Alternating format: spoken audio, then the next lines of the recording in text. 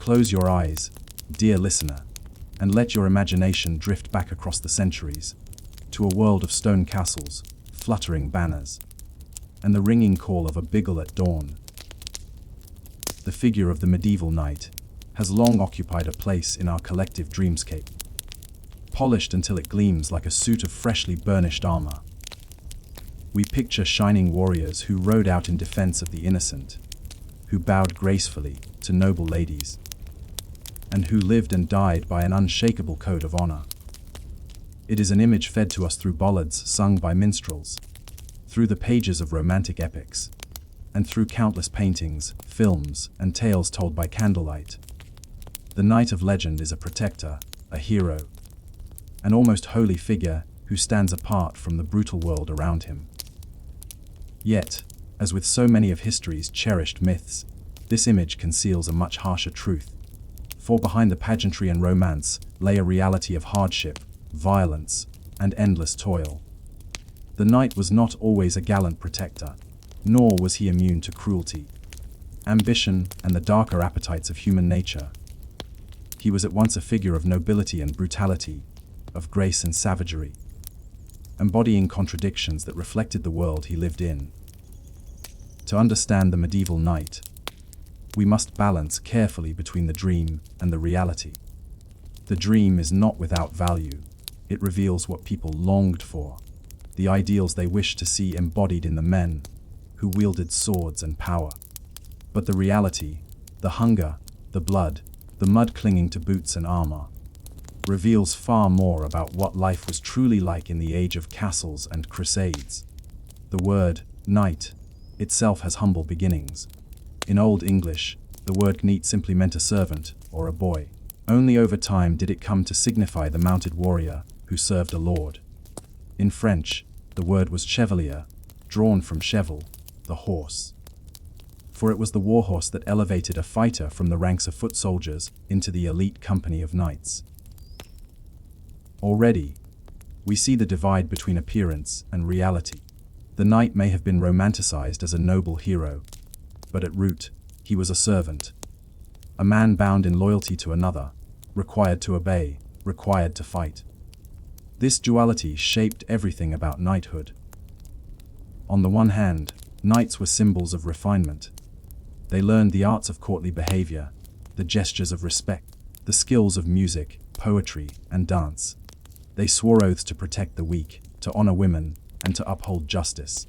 At tournaments, they displayed their prowess in carefully staged contests that dazzled the crowds and inspired admiration.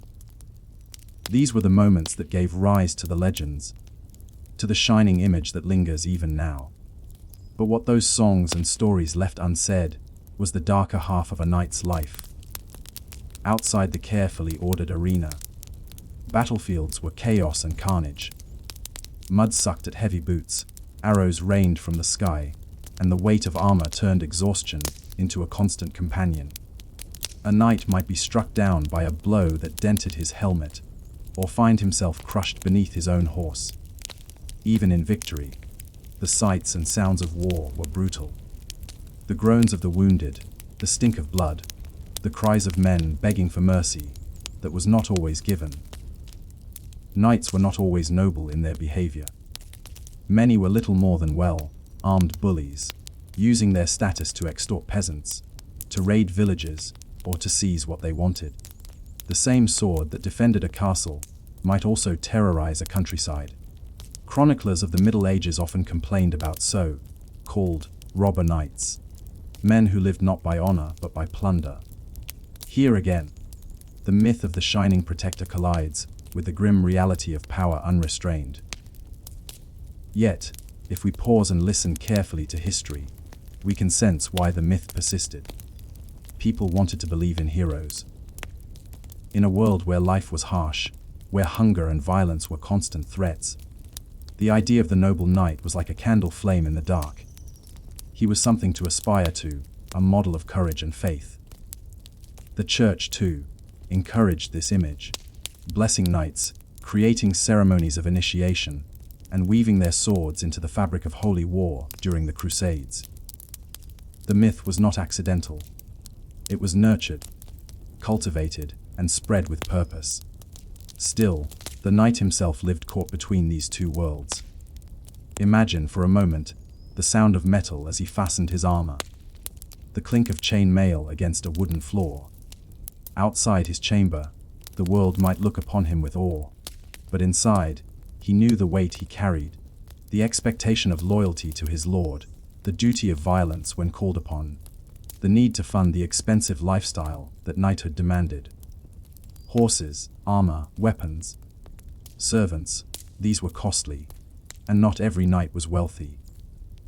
Many found themselves struggling under debts, or reduced to offering their services as mercenaries. The contradiction is part of what makes the story of knighthood so compelling. The knight was both dream and reality, both hero and villain, both legend and man. He was the shining figure of romance, yes, but also the wary soldier trudging through mud, the ambitious fighter seeking land and wealth, the flawed human being making choices in a violent and uncertain age. As we continue our journey, we will look more closely at each layer of this story. At the training of boys who would become knights, at the glittering promises of the code of chivalry, at the clash of swords on battlefields, both famous and forgotten. But for now, dear listener, let this first chapter remind you that every legend conceals a truth, and every truth is shaded by the dreams we weave around it. The knight of the Middle Ages was never just one thing. He was many things at once. And it is in that tension, in the space between myth and reality, that we will find the heart of his story. So, as the torches of memory burn softly around us, let the sound of history's quiet hoofbeats carry you further into the night. For the story of the knight has only just begun. When the mighty Roman Empire finally crumbled in the West during the 5th century, the world of Europe entered a long and uncertain night. The legions that had once patrolled its roads and guarded its frontiers were gone. The great cities shrank, trade routes faltered, and the steady hum of Roman order gave way to the jarring clash of shifting tribes and new kingdoms.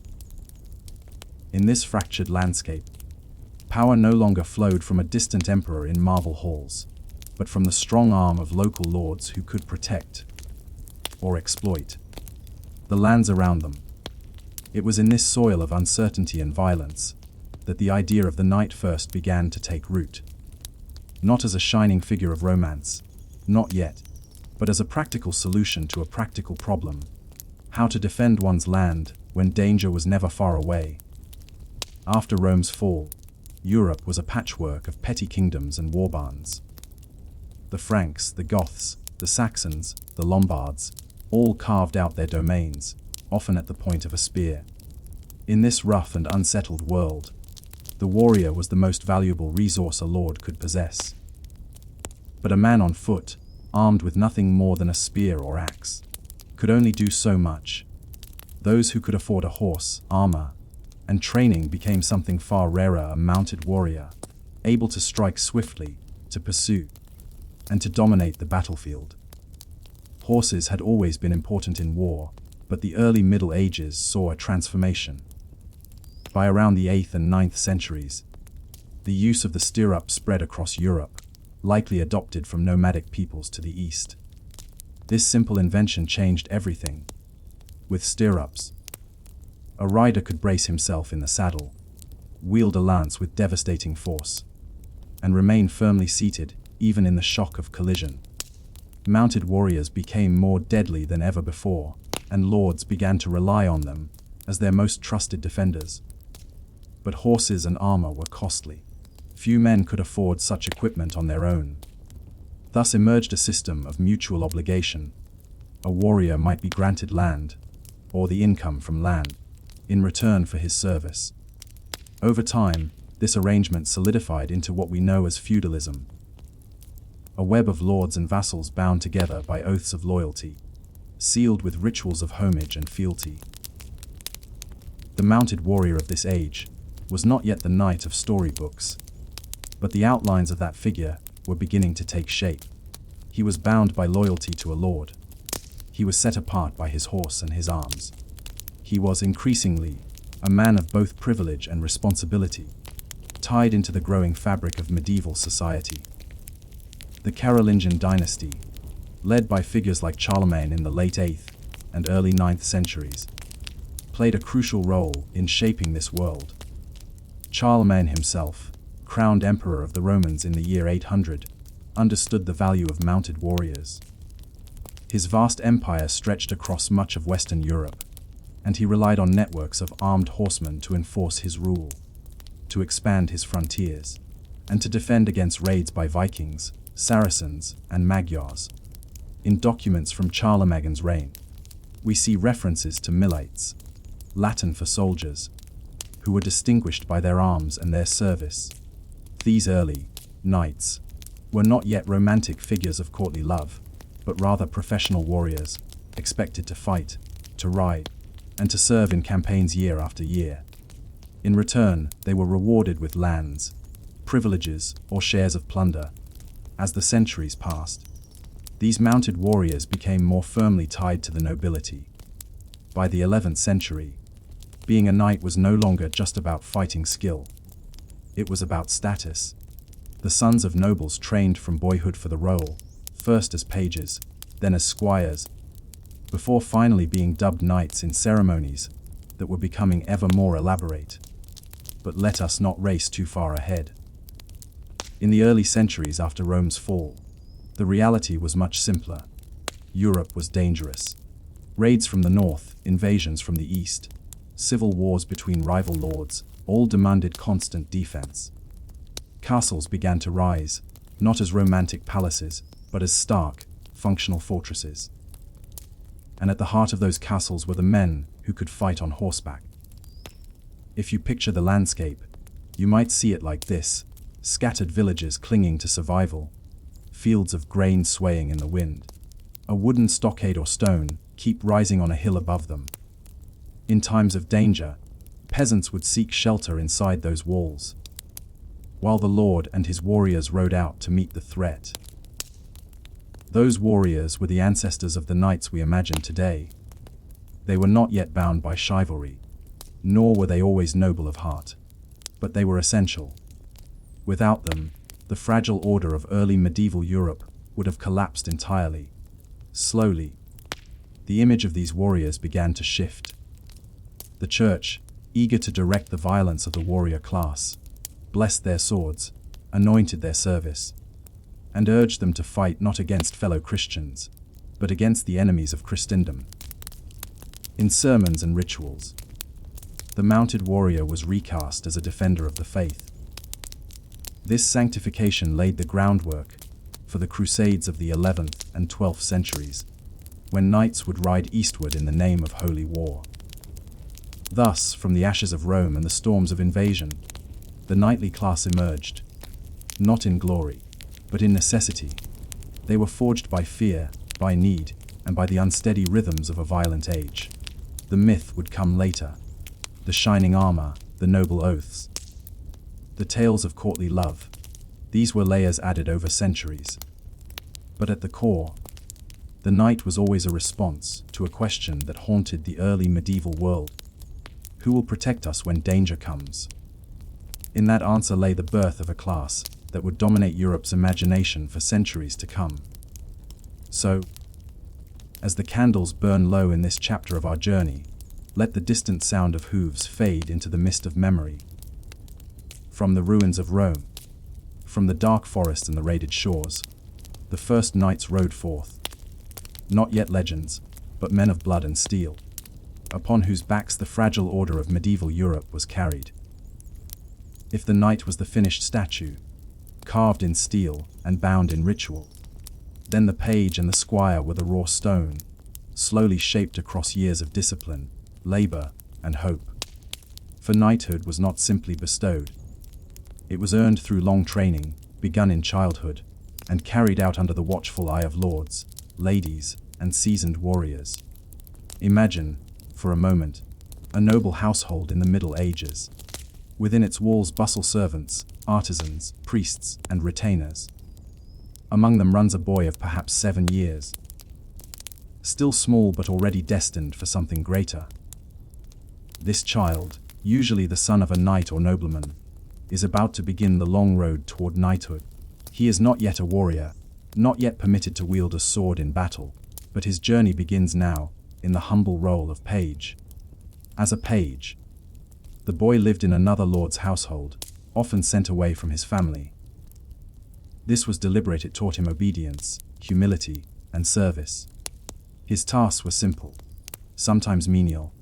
He carried messages, fetched water, polished armor, tended to horses, and learned the manners of the hall. He was instructed in music, reading, and perhaps a little Latin from the household chaplain. He learned how to carve meat at the table, how to serve food with elegance, and how to bow before lords and ladies. These lessons may sound trivial, but they were considered essential.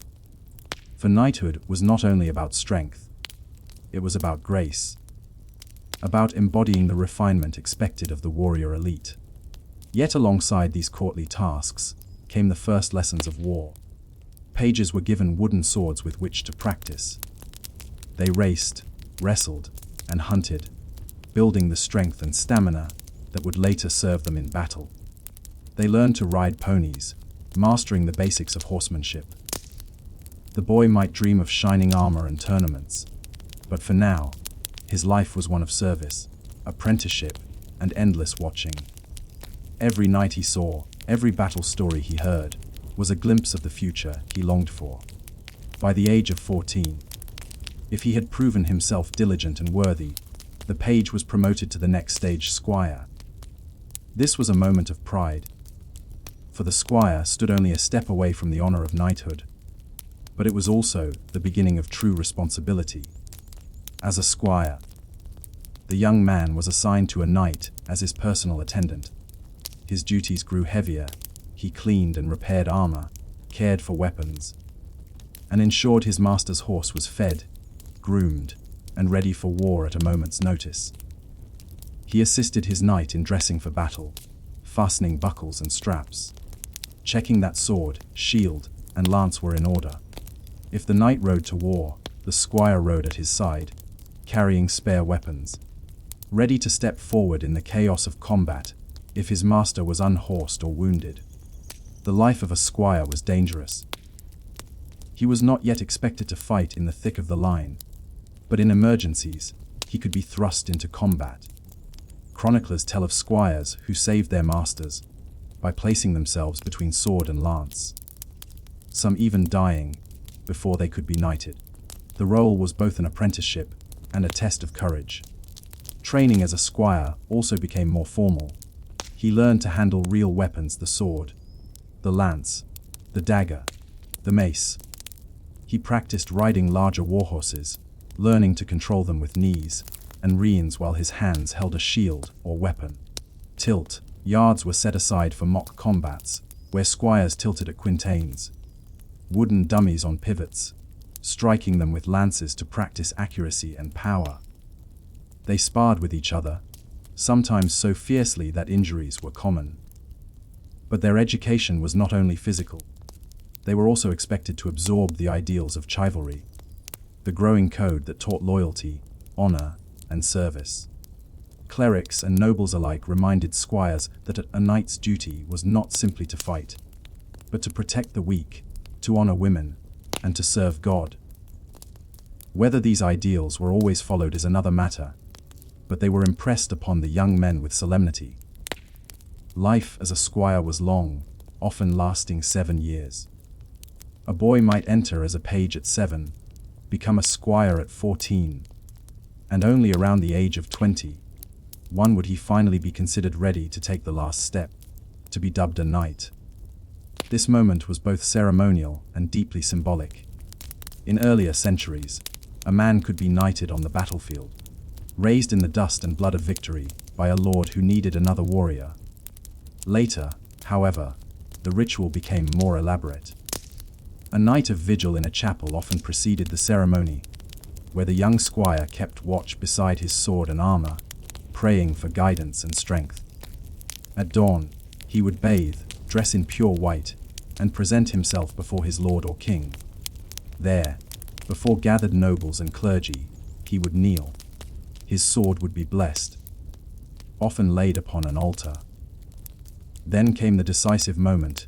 The Lord would touch the flat of the blade to the young man's shoulder or neck, sometimes striking with enough force to sting, symbolizing both the burden and the honor of knighthood. With this act, the squire rose as a knight, bound forever to his oaths of loyalty and service. For some, this was the culmination of a dream nurtured since boyhood. For others, it was only the beginning of a lifetime of war, hardship, and toil. But all knights shared this common foundation: years of service as page and squire, years of watching, learning, practicing, and enduring. And so, behind every knight in shining armor, behind every heroic tale of charge and battle, there lay this quieter story. Of children sent away from home, of boys who polished boots before they ever drew swords, of young men who stood in the shadows of their masters, waiting for the day when their own names might be called. It is easy to imagine only the glittering surface of knighthood, the tournaments, the banners, the victories. But the truth was that becoming a knight was a long, difficult path, filled with discipline, service, and sacrifice. So, dear listener, as we close this chapter, let us remember the pages and squires, the unseen hands behind the armor, the young lives shaped by duty and hope. Without them, the knights of history would never have come to be. And with that thought, let the torches of the great hall flicker low, the sound of sparring fade into silence, and the soft echo of hooves in training yards carry you further into rest. For our journey is only just beginning, and the knight has many more stories yet to tell. As our young squire ascends to knighthood, he inherits more than sword, shield, and armor. He inherits a set of ideals, a guiding constellation known as the Code of Chivalry. This code, whispered through the corridors of castles and sung in the halls of courts, was meant to shape knights into paragons of virtue, valor, and honor. Yet, as we will discover, the glittering theory often clashed with the grim realities of medieval life. Chivalry began to emerge in the centuries following the fall of Rome, refined through the turbulent age of feudalism. At its heart, the code sought to define what it meant to be a good knight. The principles were many, but several stand out. Loyalty to one's lord was paramount, for the feudal order depended upon unwavering service. Courage in battle was expected. A knight must never shrink from danger. Honor, both in action and reputation, held great weight. And, most famously, knights were expected to protect the weak and uphold justice, often interpreted as safeguarding the poor, the defenseless, and the church. It is tempting to imagine that every knight, sword in hand, lived by these lofty ideals, that they fought with fairness, treated prisoners kindly, and galloped to the rescue of helpless villagers. But history, as we have already glimpsed, rarely bends to our desire for romantic simplicity. The gap between the chivalric ideal and the often harsh realities of life was wide and jagged. Consider the knight in his armor, a figure of gleaming steel and noble bearing. To meet him in the street, one might assume he embodies mercy, restraint, and courage. Yet, the same man, when detached from the courtly gaze, could be ruthless, greedy, and brutal. The code of chivalry was aspirational, a dream of virtue in a world dominated by survival power and hierarchy. Many knights embraced it fully, striving for glory tempered by ethics. Others merely used it as a cloak, a ceremonial mask hiding the darker impulses of human nature. The chivalric code also imposed spiritual obligations. A knight was to serve God as much as his lord, attending mass, performing acts of piety, and protecting the church. It was believed that a knight's soul could only endure the violence of the world if tempered by devotion and moral restraint. Yet even the devout were not immune to the seductions of battle. Killing in defense of one's lord or honor was not merely allowed. It was celebrated. A knight could dispatch foes with ferocity, yet remain, in theory, a virtuous man. This tension between sanctity and slaughter was never fully resolved. and it shaped the inner lives of knights, often haunting them long after the field of battle had gone silent. Perhaps nowhere is this tension clearer than in the treatment of prisoners. Chivalry demanded respect for captured nobles, who could be ransomed for profit. Yet peasants and common soldiers were often dealt with far less mercy. The knight's sense of justice was selective, a reflection of the social hierarchy, more than a universal ethical principle. A brave knight could be generous in victory, yet brutal in enforcing his will, demonstrating the uneven application of the code. And then there was the ideal of courtly love, another pillar of chivalric culture. Knights were expected to serve a lady with devotion, often in the language of poetry and song. This love was generally symbolic, a refinement of behavior rather than a practical matter of romance. Knights composed verses, performed feats, and swore loyalty to their lady, cultivating manners, restraint, and artistry. It was a form of education in morality and conduct, yet often entirely separate from the violence they practiced on the battlefield. Despite the inconsistencies, the ideals of chivalry were powerful. They shaped the rituals of tournaments, guided the decisions of lords, and offered a moral framework, even if imperfect, for warriors navigating a world of chaos. Knights internalized the code, not always perfectly, but enough to create a sense of purpose, honor, and identity that transcended mere survival. Historical examples illuminate both the aspiration and the shortfall of chivalry. Sir James Douglas, whom we met briefly in the previous chapter, demonstrated the noblest applications of the code: strategic brilliance, compassion toward prisoners, and steadfast loyalty. His conduct in campaigns was admired by friends and foes alike, showing that chivalry could indeed guide a man through the violence of medieval warfare. Yet contrast Douglas with Sir Ranulph de Blondeville, whose merciless campaigns against villagers and enemies reflected the darker potential of knightly power. Here we see the selective application of ideals, with violence justified by pride, opportunity, or vengeance. The chivalric code did not eradicate cruelty, it merely framed it differently, sometimes disguising brutality in the language of honor. Even in daily life, the tension persisted.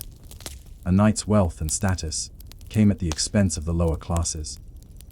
Yet the same knight was expected to be just and generous. The moral compass of a knight was constantly tested, and deviation from the ideal often went unpunished. Feudal society protected the powerful while idealizing their conduct, creating a paradox at the heart of knighthood. The dichotomy between ideal and reality is perhaps why the image of the knight endures in myth and literature. Epic poems, romances, and chronicles presented knights as embodiments of virtue, often abstracted from their human flaws. Tales of Arthur, Lancelot, and Roland provided an imaginative framework for understanding courage and loyalty, even as real knights wrestled with fear, hunger, injury, and the moral ambiguities of warfare. And yet, even flawed knights carried the code within them, however imperfectly. It gave structure to a life that might otherwise have been purely survivalist. It offered meaning in the chaos of battlefields, sieges, and raids. It provided a sense of identity in a hierarchical society that demanded loyalty and obedience. In a world governed by the arbitrary whims of lords and the brutality of armed conflict, the chivalric code was at once a guide, a symbol, and a dream. So, as we close this chapter, let us reflect on the dual nature of knighthood: the armor glinting in sunlight, the sword poised for glory, and the shadow of violence, moral ambiguity, and human weakness behind it all. The knight was not simply a warrior, he was a man striving, sometimes succeeding, sometimes failing, to embody ideals that demanded much more than mere physical strength. Dear listener, let the quiet hum of candlelight and the soft clink of distant armor lull your thoughts.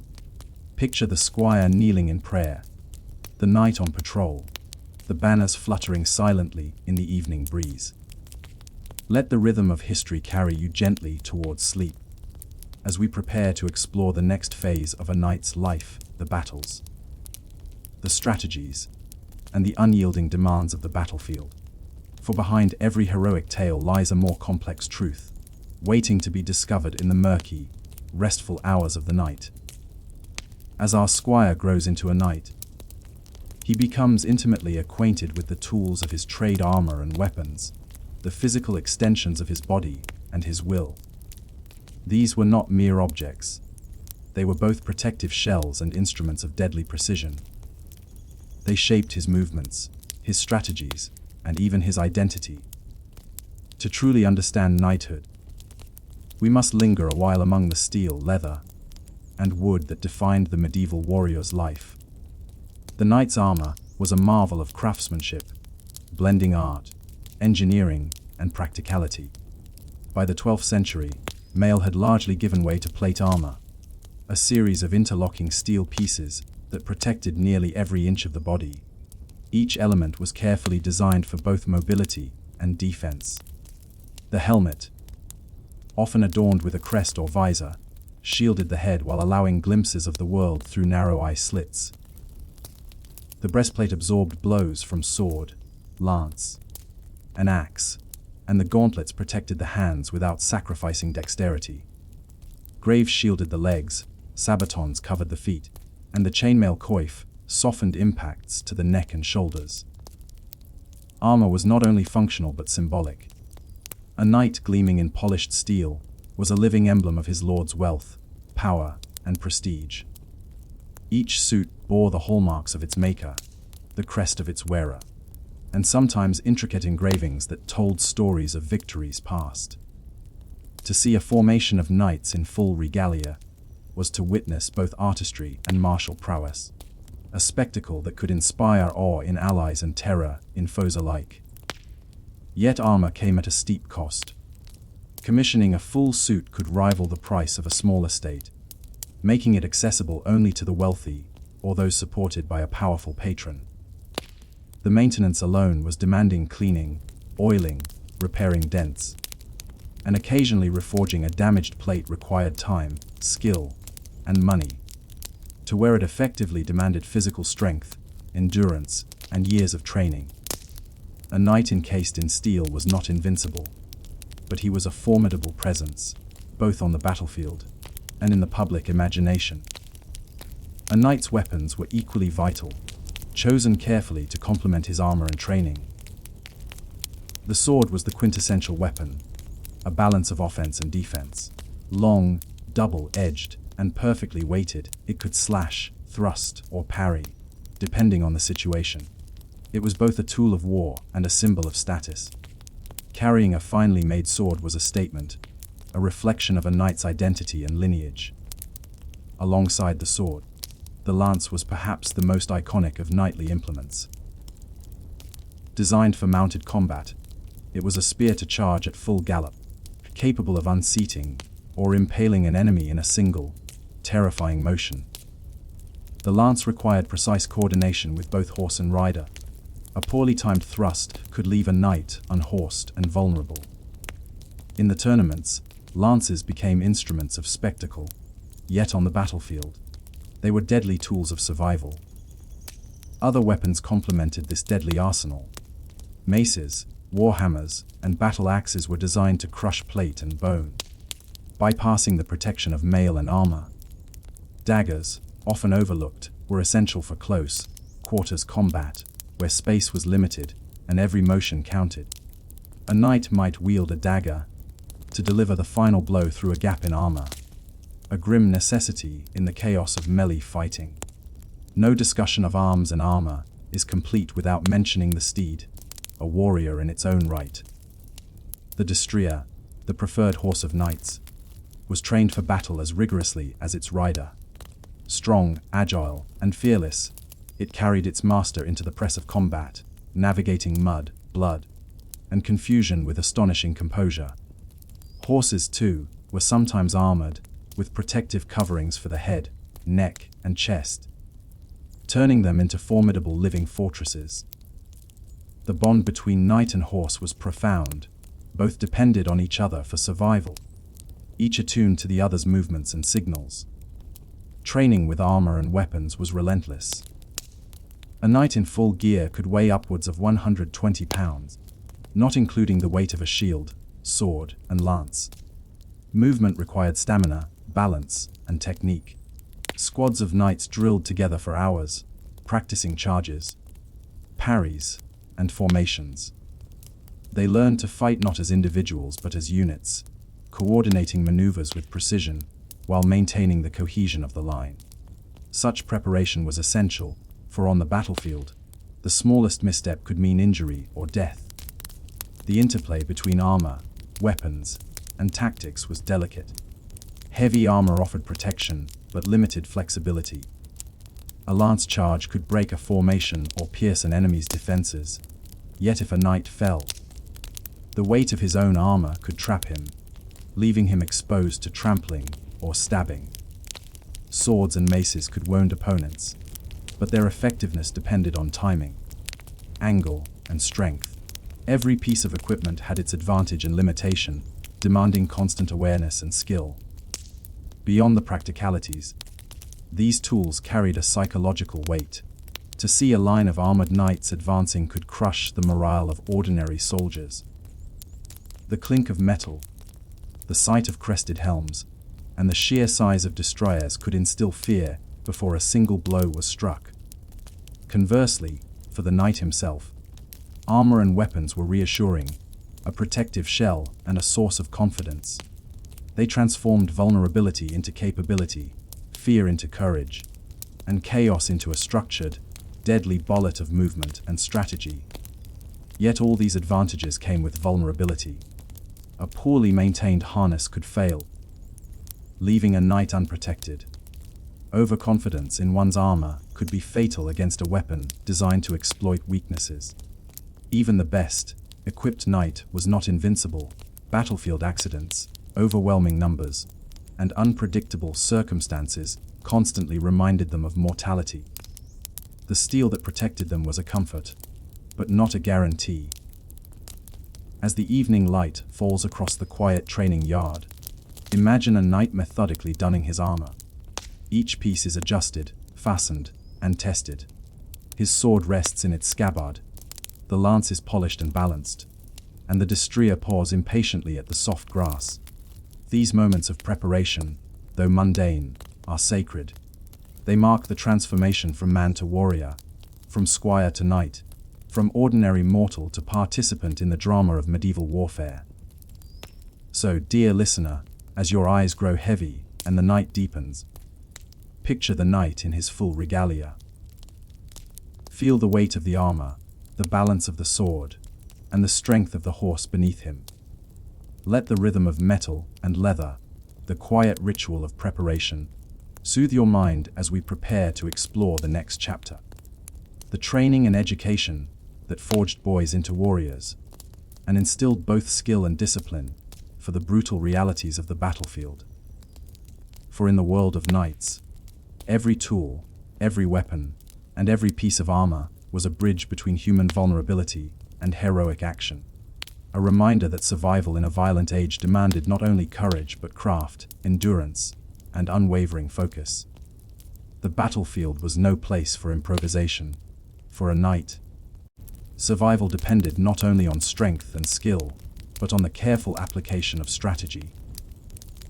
It was a world in which instinct and planning coexisted, where the clash of steel could be anticipated only through understanding formations, terrain, and the temperament of both men and horses.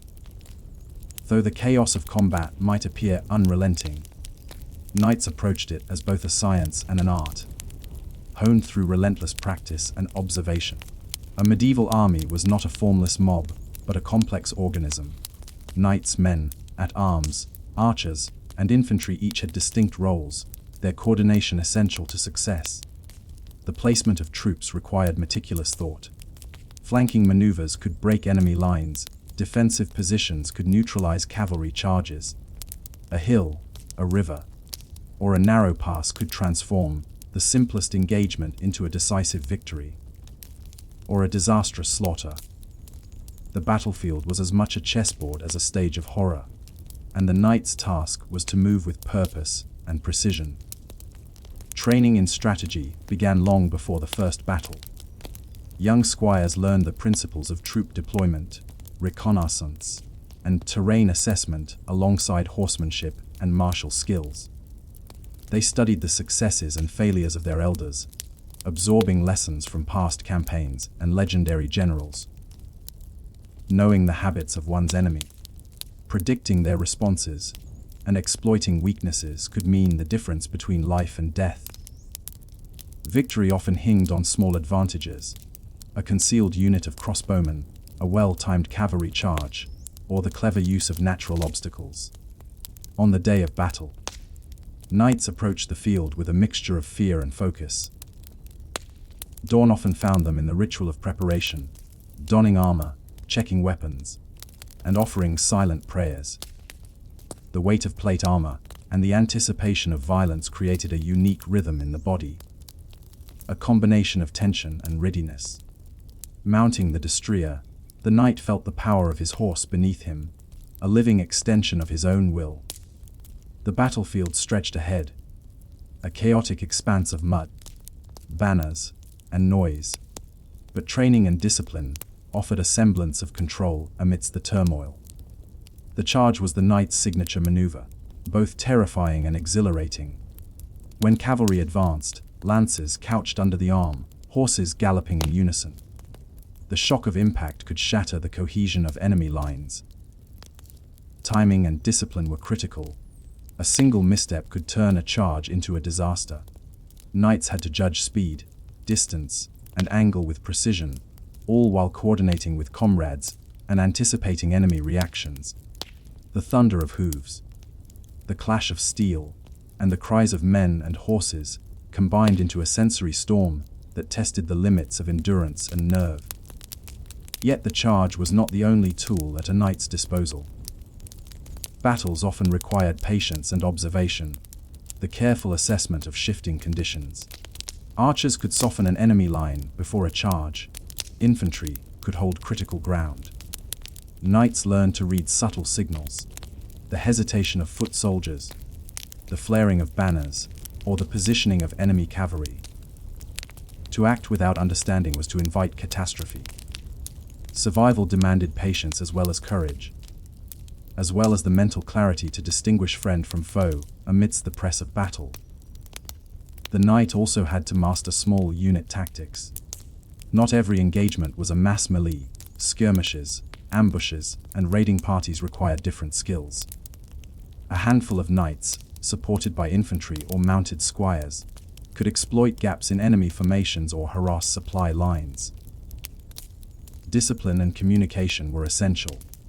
A single poorly coordinated action could expose a flank, isolate a warrior, or invite an overwhelming counterattack. Strategy, then, was not solely the domain of kings and generals. Every knight bore responsibility for contributing to the cohesion and effectiveness of his unit. Of course, the realities of battle were never fully predictable. Terrain could betray the unwary, rain could turn fields into quagmires, and an enemy could act with unexpected ingenuity. Even the best, trained knight could be unhorsed, disoriented, or wounded within moments.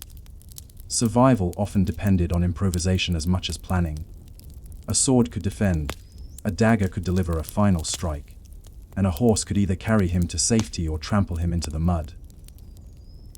The line between skill and luck was thin, and every encounter was a test of both.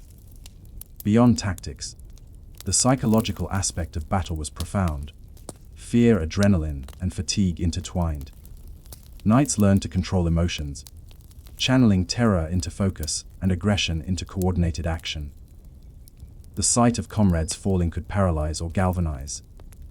The screams of the dying, the stench of blood, and the relentless clamor of combat imposed both immediate and lingering strain. Veterans often carried these impressions for life, haunting memories that lurked in dreams. Yet they were tempered by experience and ritual. The aftermath of engagement demanded its own resilience. A victorious knight did not simply sheath his sword and retire. He had to secure prisoners, care for the wounded, and retrieve the dead. Tactics extended to the field's remnants. Where to position men, how to manage loot, and how to maintain discipline and morale. Even in victory, the reality of human suffering was omnipresent, a constant reminder of the costs exacted by warfare. In every campaign, strategy intertwined with ethics and custom.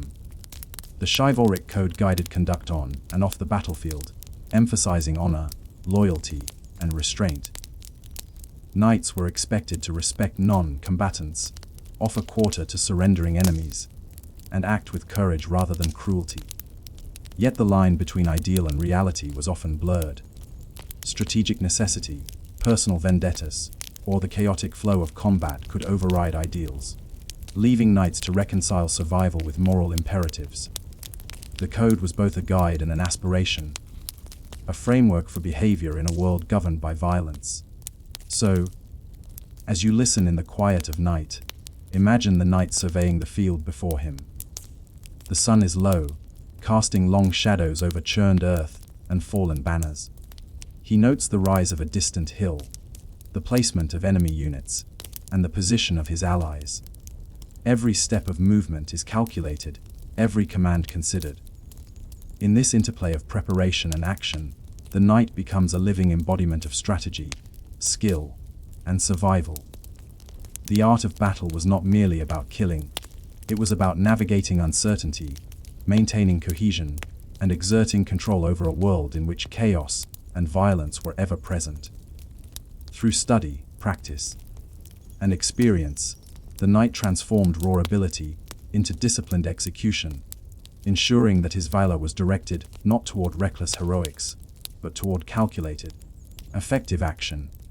And so, as your eyes grow heavier, let the quiet rhythm of strategy and preparation lull you.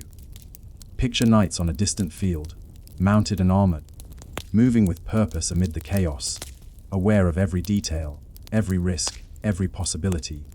In understanding their discipline and focus, you glimpse a world where courage is married to intellect, where survival is as much about thought as it is about strength.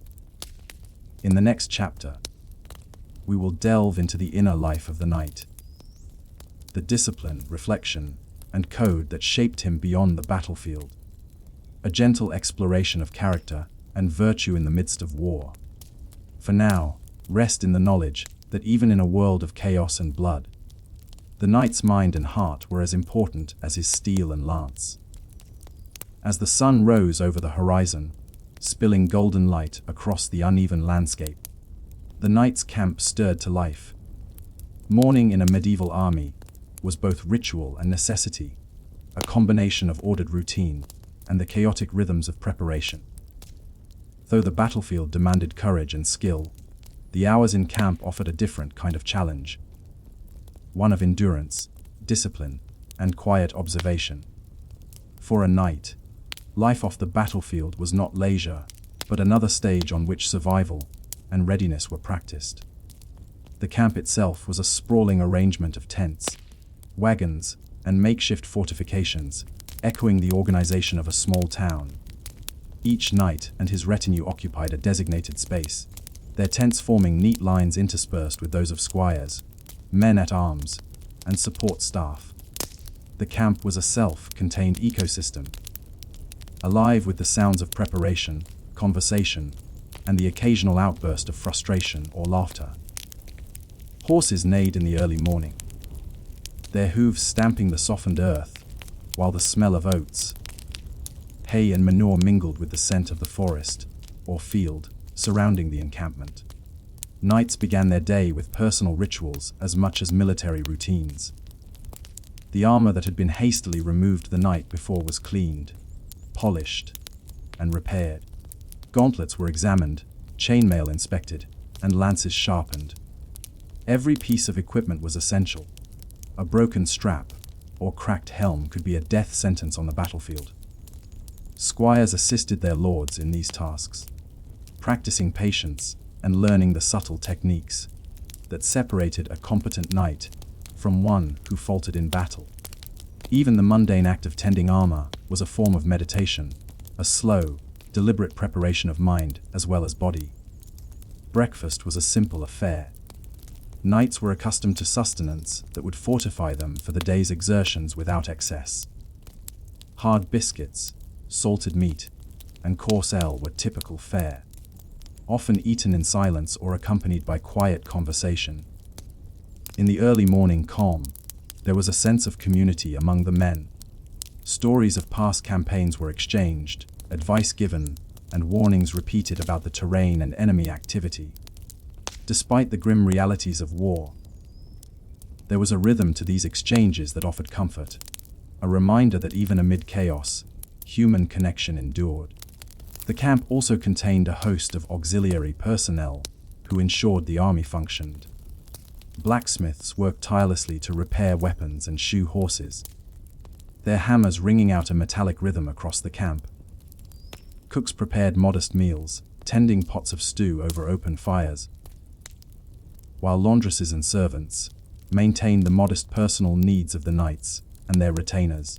Each member of the camp played a role in sustaining the delicate balance between survival and readiness.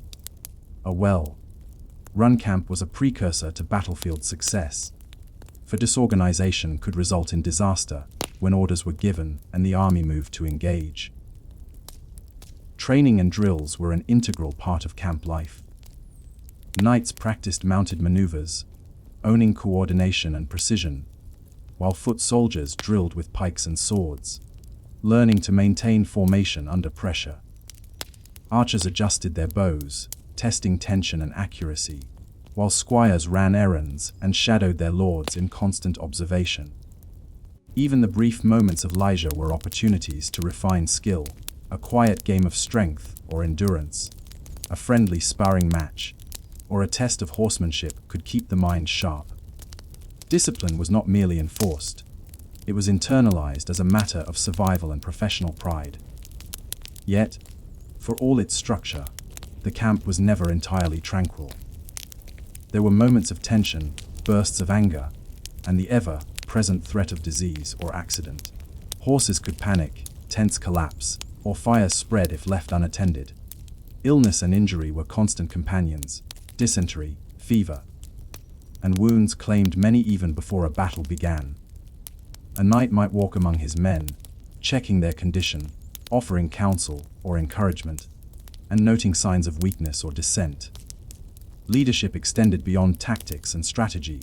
It required vigilance, empathy, and sometimes stern correction. The evenings brought a different kind of rhythm.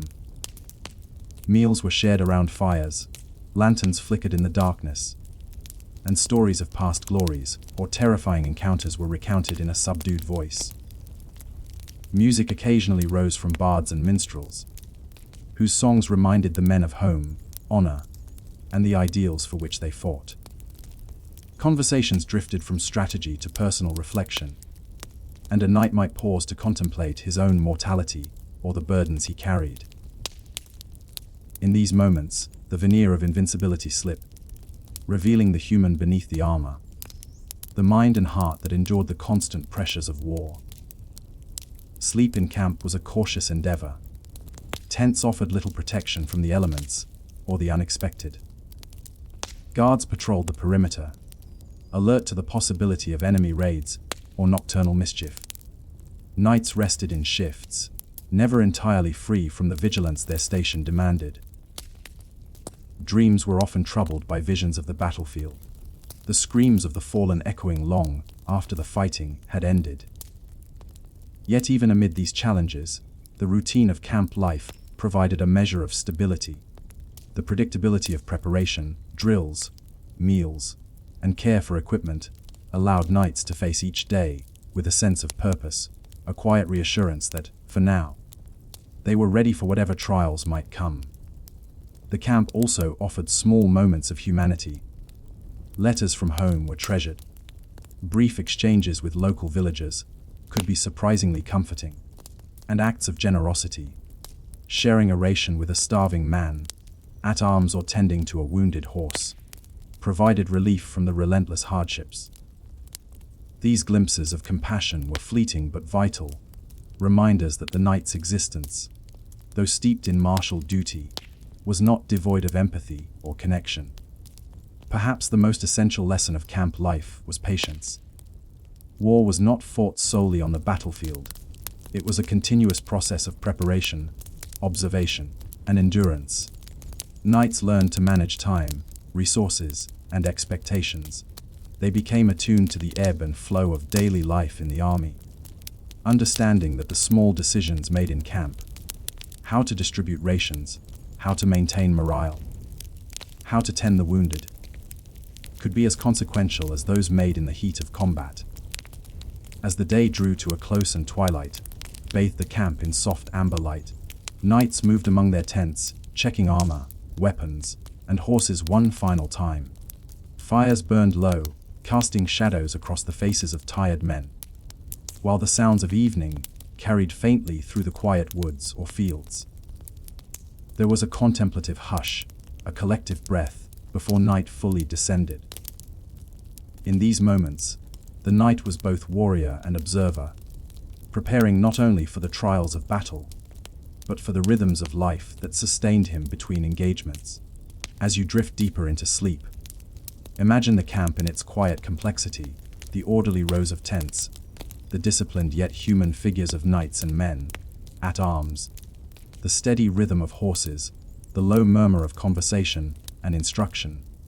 In this gentle interlude between battles, you glimpse the inner workings of a medieval army and the careful balance of duty, discipline, and humanity that allowed knights to endure. Even amidst the chaos of war, there was a measured rhythm, a quiet world of preparation, care, and survival that softened the harsher truths of the battlefield. The sun had barely breached the horizon when the knights began their day, the first light glinting off the polished surfaces of their armor. The morning air was crisp, filled with the earthy scent of damp grass and the faint smoke of distant hearths. For a medieval knight, waking did not mean stretching lazily beneath soft linens or savoring a leisurely breakfast. Their day commenced with preparation for armor, while protective, demanded a ritual that tested patience, endurance, and dexterity. A knight's armor was more than a mere shield against blades. It was a second skin, a suit of interlocking steel that molded the body into the image of martial perfection. Every piece served a purpose. The coif, a fine chainmail hood, protected the neck and shoulders from the upward thrust of an enemy's blade. The hauberk, a long coat of linked rings, absorbed cuts and slashes while allowing a surprising degree of movement for walking, riding, or swinging a sword over it. The breastplate and backplate formed the central fortress, the heart of a knight's defenses, weighted to absorb blows that might shatter lesser men. Securing this metallic fortress was a slow, deliberate process. Squires assisted, tugging straps, fastening buckles, and adjusting plates until the knight was fully encased. Each joint had to align perfectly. An improperly fastened gauntlet or misaligned glaive could spell disaster in the chaos of combat. As the armor settled into place, it restricted movement in ways that novices could scarcely imagine. Sitting, bending, or even drawing a weapon required careful planning and a practiced rhythm. Yet, for knights, this daily negotiation with steel was second nature, a necessary price for survival on the battlefield. Mounted upon their destriers, these knights took on an almost mythic presence. Horses were not mere transport, they were partners, armored and trained to withstand the shocks of battle. The clatter of hooves on cobblestone, the jingle of harnesses, and the metallic glint of armor in morning light created an awe-inspiring spectacle. From a distance, one could see the knights moving in formation, a river of steel flowing across the landscape, imposing and disciplined. But the armor, for all its protection, came with burdens both physical and mental. Each suit weighed between 40 and 60 pounds, distributed across the body, but nevertheless an exhausting load to carry for hours on end. The knight's muscles, trained for riding and wielding weapons, were under constant strain. The heat trapped within the plates during summer months could become suffocating, sweat pooling beneath the metal and soaking tunics. Even in winter, The steel conducted cold directly to the body, turning armor into a chilling cage that sapped energy and numbed extremities. Beyond the physical strain, the psychological weight was formidable. Encased in metal, a knight's senses were muted. The narrow vision slit of a helmet distorted distance and perspective, muffling sounds and limiting peripheral awareness. While this provided protection, it also heightened vulnerability. A misjudged movement or a poorly timed strike could leave a knight exposed, unable to react quickly enough to threats. Mental endurance became as critical as strength. For maintaining focus beneath layers of encumbrance, while anticipating enemy movements demanded relentless concentration. Even simple tasks were transformed into intricate maneuvers. Mounting a horse required assistance, careful leverage, and the patience of both rider and squire. Drinking, eating, or tending to wounds was complicated by rigid gauntlets and interlocking plates. In camp, knights could not simply rest. They had to remove or loosen parts of their armor for even brief relief, a process both laborious and time-consuming. Nights, too, offered little reprieve. Sleep was often short and uneasy, with the body sore and exhausted from hours of motion, the mind replaying training drills, tactics, and the anticipation of battle. Yet, despite these burdens, knights bore their armor with pride. It was a symbol of status, skill, and commitment. A finely wrought suit reflected wealth, honor, and lineage. Each plate and ring often custom, fitted and adorned with subtle engravings or heraldic designs. For a knight, wearing armor was a ritual of identity, a daily affirmation of his place in a world where valor and reputation were inseparable from martial prowess. The knight's armor also played a crucial role in morale. On the battlefield, it could intimidate enemies and inspire allies. The sight of a line of gleaming knights advancing, their armor catching the sun like a wave of silver, struck fear into opponents while bolstering the confidence of those who marched beside them. In a sense, the armor was both a shield and a banner, a tangible representation of the knight's resolve, discipline, and unwavering commitment to duty. Life encased in steel demanded adaptability. Knights learned to move fluidly, to pivot, strike, and parry without letting the weight of armor compromise speed or balance. Training was relentless, combining strength, endurance, and technique. Footwork, riding, and weapon handling were practiced repeatedly until they became instinctive. Even in full battle regalia, a knight had to remain aware of his environment, the position of comrades, and the ever-present threat of the enemy. One lapse could prove fatal, yet mastery of these challenges provided both security and confidence. Despite the hardships, the daily ritual of donning armor instilled discipline and resilience. Knights moved with precision, their bodies attuned to the weight and restrictions of steel, their minds sharpened by the constant negotiation between protection and mobility. Over time, they developed a rhythm, a harmony between man and metal, turning what might have been a cumbersome encumbrance into a powerful instrument of survival and warfare. As the morning progressed, knights in full armor mounted their horses, forming into units that would practice maneuvers, just in training, or patrol the lands of their lord. Each movement was deliberate, measured, a balance between efficiency and grace. The sound of steel against steel, the rhythm of hooves, and the occasional clang of weapons served as a meditation, a steady cadence that prepared the mind and body for the unpredictable chaos of combat.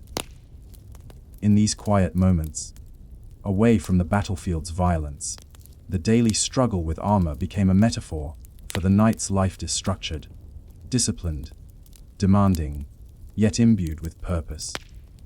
The weight of steel pressed upon the body, but it also protected, empowered, and defined the wearer. Encased in armor, the knight walked a path between burden and privilege, endurance and artistry, vulnerability and invincibility, a life of challenge, responsibility, and ceaseless preparation for the trials that awaited beyond the castle gates. By mid-morning, the knights had completed their preparations. Each man, breathing steadily beneath the confines of his armor, felt both the physical strain and the reassuring presence of his metallic shell. Encased in steel, trained in skill, and disciplined in mind, they were ready for whatever the day, or the battlefield, might demand. In the quiet of the castle courtyard, as sunlight glimmered off polished surfaces, there was a sense of serenity, a momentary calm before the storm, a reminder that even within the weight of armor, there could be a kind of gentle, measured grace. The morning sun rose slowly over the rolling fields, casting a soft golden hue across the landscape, as the knightly host began its march toward the fortress that lay ahead. The journey, though not yet a battle, demanded its own endurance, patience, and attention to detail. For a knight and his retinue, a march was never merely a movement from one place to another. It was a carefully orchestrated progression, each step rehearsed, and each formation maintained with precision, a delicate balance between discipline and the unpredictable whims of terrain and weather. The countryside unfolded in a patchwork of fields, forests, and small villages. Villagers would peek cautiously from behind hedgerows, wary of the armored figures passing through, while the knights and men at arms kept a steady pace, aware that scouts might reveal hidden dangers along the way. Horses, laden with saddlebags, armor, and supplies, plodded steadily, muscles straining yet trained to endure the weight and length of the journey. Even in this seemingly calm march, danger could appear suddenly. An ambush, a hidden pit, or a hostile band of local fighters. Knights learned early that vigilance was as essential off the battlefield as it was on it. The march was punctuated by the rhythms of army life, orders shouted across the lines, trumpets signaling changes in pace, and squires running messages between knights and commanders. Meals were hastily prepared in the open, simple but sustaining. Bread, cheese, salted meat, and ale. Water was drawn from streams and wells along the way, and every effort was made to maintain the health and readiness of both men and horses. For a knight, even these mundane acts, feeding the horse, tending blisters, mending a strap, became part of the mental and physical preparation for the trials that awaited. In the quiet moments between exertion and duty, the mind wandered to thoughts of what lay ahead. The fortress loomed in the distance, its towers silhouetted against the horizon. Its walls were a testament to centuries of labor, designed to repel any force that dared approach.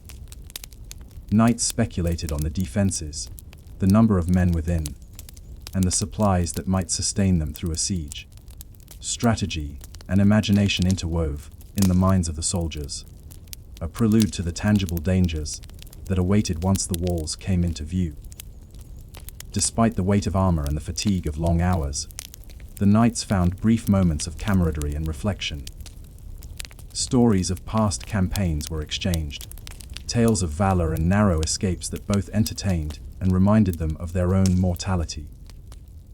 Laughter, though rare, occasionally rose above the march, a fleeting reminder of humanity amid the relentless discipline. The shared experience of the journey forged bonds between men, a silent understanding that, though individual prowess mattered, survival depended on the unity and cooperation of the host. Even the landscape seemed to play its role in the slow build toward confrontation. Dense forests offered shade, but also concealed potential threats. Rivers and streams required careful crossing, their currents capable of toppling a horse or breaking a wagon wheel.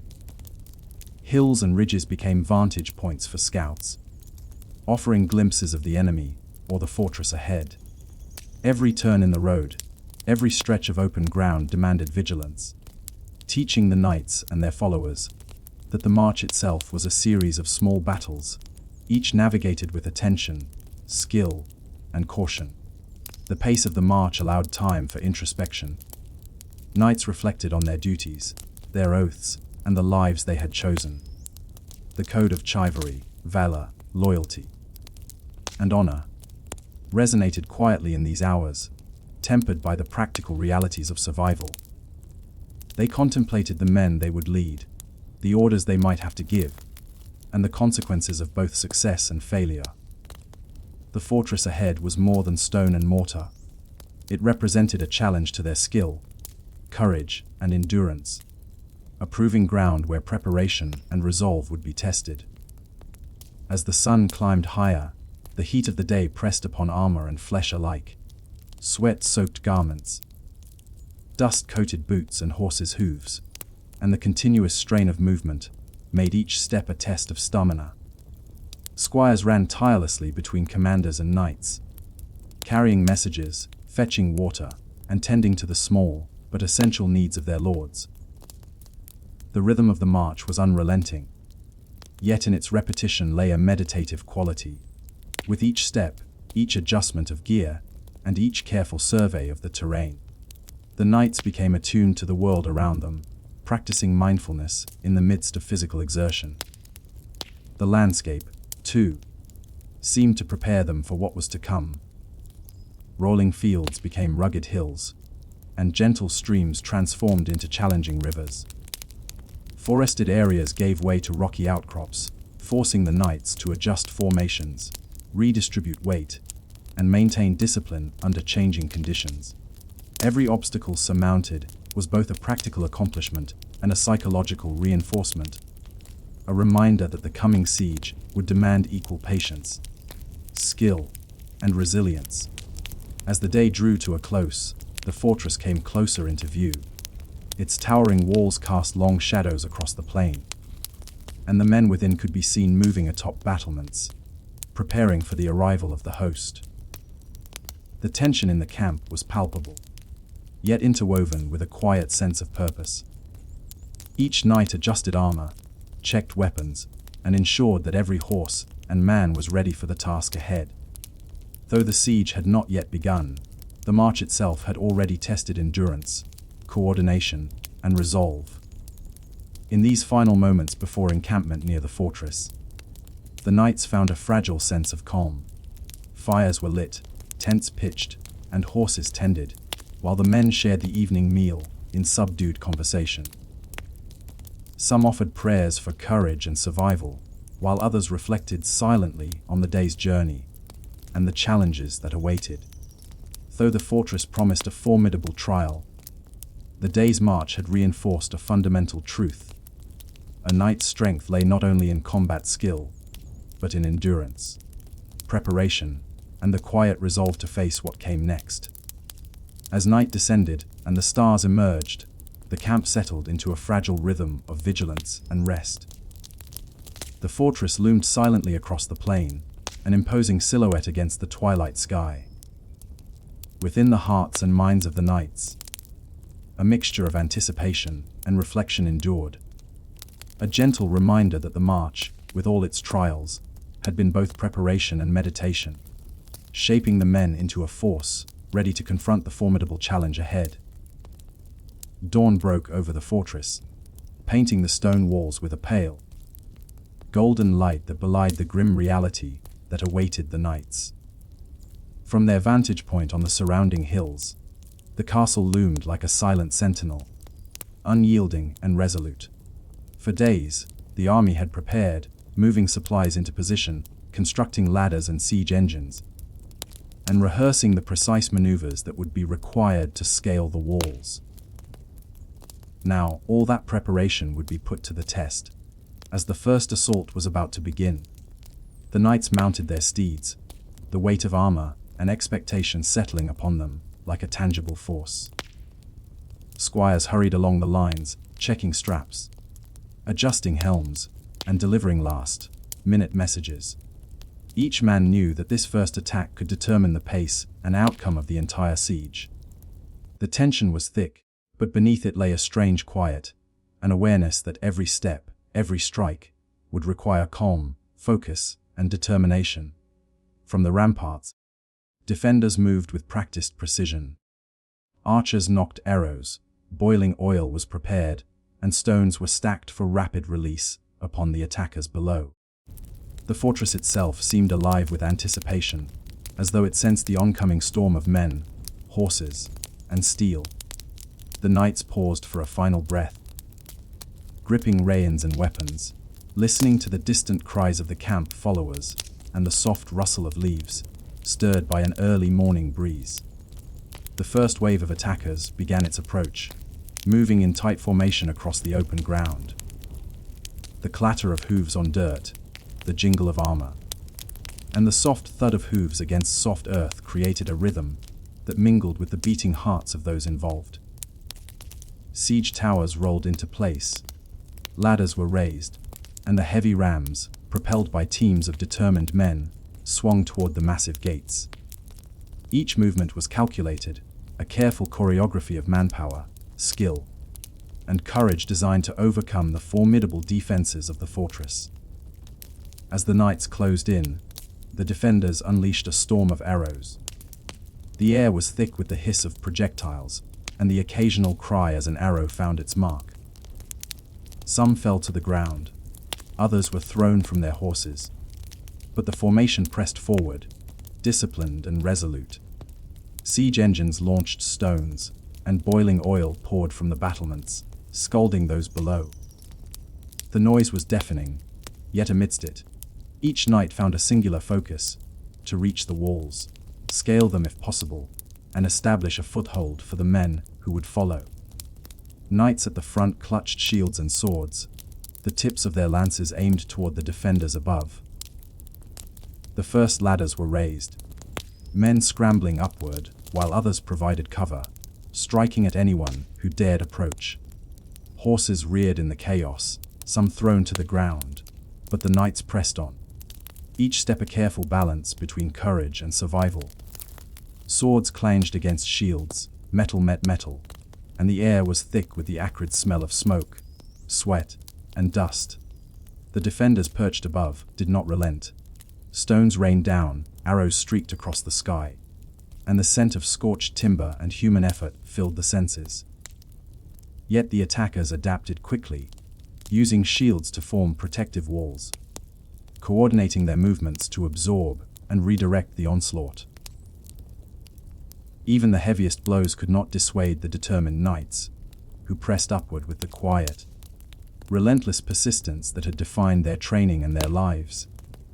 Inside the fortress, the defenders' cries mixed with the labored breathing of those climbing the walls, creating a symphony of tension and endurance.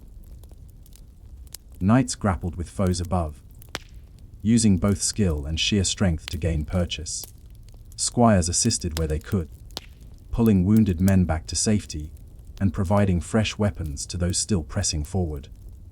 Every moment was a mixture of precision, improvisation, and raw determination, a test of the knightly ideals of courage, loyalty, and endurance in the harshest circumstances imaginable. Amidst this chaos, some knights experienced moments of reflection, fleeting yet profound. As they raised their eyes to the battlements, they glimpsed the horizon, the soft curves of distant hills, and the morning light that promised another day beyond the immediate peril. These brief observations were a balm to the mind, a reminder that even amidst struggle, beauty and serenity could exist. For a knight, such moments were precious, grounding them as they balanced fear, courage, and duty. The first breaches were small but significant. A handful of men gained a tenuous foothold on the battlements, engaging defenders in close combat. The clang of swords and shields echoed through the stone corridors, the sound a testament to human effort and resilience. Knights who had spent years training now tested themselves against the raw reality of battle. For some, this ascent would be their finest hour; for others, it would be their first and last taste of glory. As the day progressed, reinforcements pushed forward, using the momentum created by those who had already scaled the walls. Siege towers were positioned strategically, creating new paths for men to advance, while archers provided cover from a distance. The ebb and flow of battle became a rhythm of its own, alternating between moments of violent engagement and brief pauses for breath and reassessment. In these intervals, knights tended to the wounded, strengthened barricades, and steeled themselves for the next push, understanding that endurance was as vital as strength. Even as victories were won, the toll of battle was evident. Knights bore bruises, cuts, and fatigue. Horses were exhausted, their flanks heaving under the weight of both armor and exertion. Yet the sense of purpose, of moving closer to their goal, of testing the fortress and its defenders, provided a steady current of motivation. Every ladder scaled, every gate breached, was a small triumph, a testament to coordination, skill, and courage. The first assault, though chaotic and brutal, offered lessons for both attackers and defenders. It revealed weaknesses in the fortress, the stamina and resolve of men, and the practical limits of endurance and equipment. Knights, though valiant, recognized that success depended on careful planning, discipline, and an unyielding commitment to the collective effort. Even in the heat of combat, there was a slow, almost meditative recognition of cause and effect, of action and consequence, shaping both minds and strategies for the remainder of the siege. As the sun dipped toward the horizon, the first day's assault came to a close. Both sides regrouped, tended to the wounded, and prepared for the next phase of engagement. The fortress walls still stood, yet the attackers had gained invaluable insight into their enemy's defenses, morale, and strategy. For the knights, the day was a blend of triumph, exhaustion, and reflection, a reminder of both the harsh realities of war and the quiet satisfaction of human endurance and skill when pressed to its limits. Night fell over the battlefield, bringing a temporary respite from the chaos. Fires dotted the encampments, and wary men tended both their own wounds and those of their comrades. In the flickering light, knights shared quiet words of encouragement, assessed their losses, and contemplated the challenges that awaited with the next assault. The fortress, though formidable, had been tested, and as the stars emerged overhead, a sense of calm settled over the men. A fragile, temporary peace, carrying them gently toward the rest that would replenish their strength for the trials still to come. The early morning mist hung low over the castle, lending the ramparts an eerie, almost ethereal quality. From below, the fortress walls seemed impassable, a towering silhouette against the pale light of dawn. Yet the first assault had revealed small openings, gaps where the defenders' attention had wavered, where ladders had been placed just beyond the reach of boiling oil or stones. Now, the knights who had gained a precarious foothold had to consolidate their position, pushing further into the heart of the stronghold, where every step carried the weight of life and death. Climbing onto the ramparts was no simple task. Each knight felt the tremor of uncertainty in his limbs, a reminder that armor, for all its protective power, could not shield the mind from fear. The stones beneath their feet were slick with dew, blood, and the remnants of shattered shields, making every movement a careful negotiation between courage and caution. Below, the enemy surged and countered, creating a chaos of movement and sound that threatened to sweep away even the most disciplined men. The defenders, having recovered from the initial shock of the first breach, responded with coordinated fury. Archers drew tight their bowstrings, sending shafts that whistled past armored heads and lodged into stonework or flesh alike. Men with heavy clubs and halberds rushed to meet the attackers, seeking to push them back off the narrow walls, where a single misstep could mean a fatal fall. The clash of steel rang out, punctuated by the occasional cry of pain or surprise as combatants grappled for advantage on the cramped battlements. For knights on both sides, the struggle was as much psychological as it was physical. Those defending the castle faced the constant threat of death below their feet, and the mounting fear that the walls might soon be overrun. Those advancing had to push through exhaustion, the weight of armor pressing down like an invisible tide, while the adrenaline of combat kept their muscles taut and minds alert. Each strike had to be deliberate, each parry perfectly timed, for a lapse could result in a fall. a fatal wound, or the loss of a comrade. Among the attacking knights, some experienced a momentary, almost surreal clarity. In the midst of the confusion, one could hear the subtle sounds that normally went unnoticed. The soft grunt of a struggling man, the creak of a leather strap as armor shifted, the faint rustle of a fallen banner in the wind. These fleeting observations provided a grounding force, a quiet rhythm amidst the storm of combat, allowing a knight to focus not just on survival, but on the methodical execution of each movement, each parry, each calculated strike. Close combat on the ramparts demanded ingenuity as much as strength. Knights could not simply charge or swing indiscriminately. The narrow space allowed for only one or two to engage at a time. They used shields to push enemies backward, feet to maintain balance, and swords to defend both against strikes and the pull of gravity. Squires and lower, ranked soldiers moved alongside, providing support by handing weapons, securing ropes, and helping to drag wounded men to relative safety. In these tight confines, cooperation was as critical as personal skill. A single misstep could endanger the entire unit. The defenders, knowing the value of high ground, often resorted to tactics designed to disrupt balance and coordination.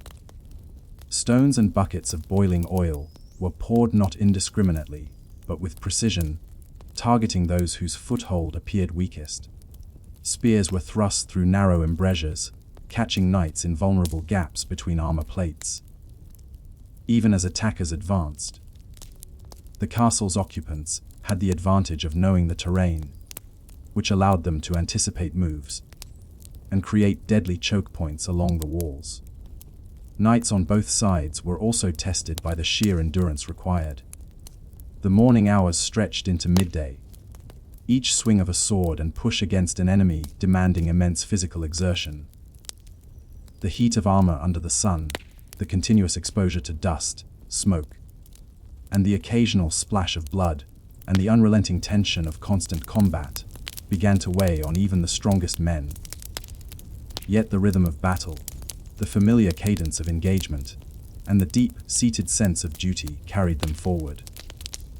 Amid the fray, moments of gallantry and human tenderness emerged, fleeting yet profound. One knight, seeing a fellow comrade struggling against a superior foe, lunged to intercept the attack, taking a blow intended for another.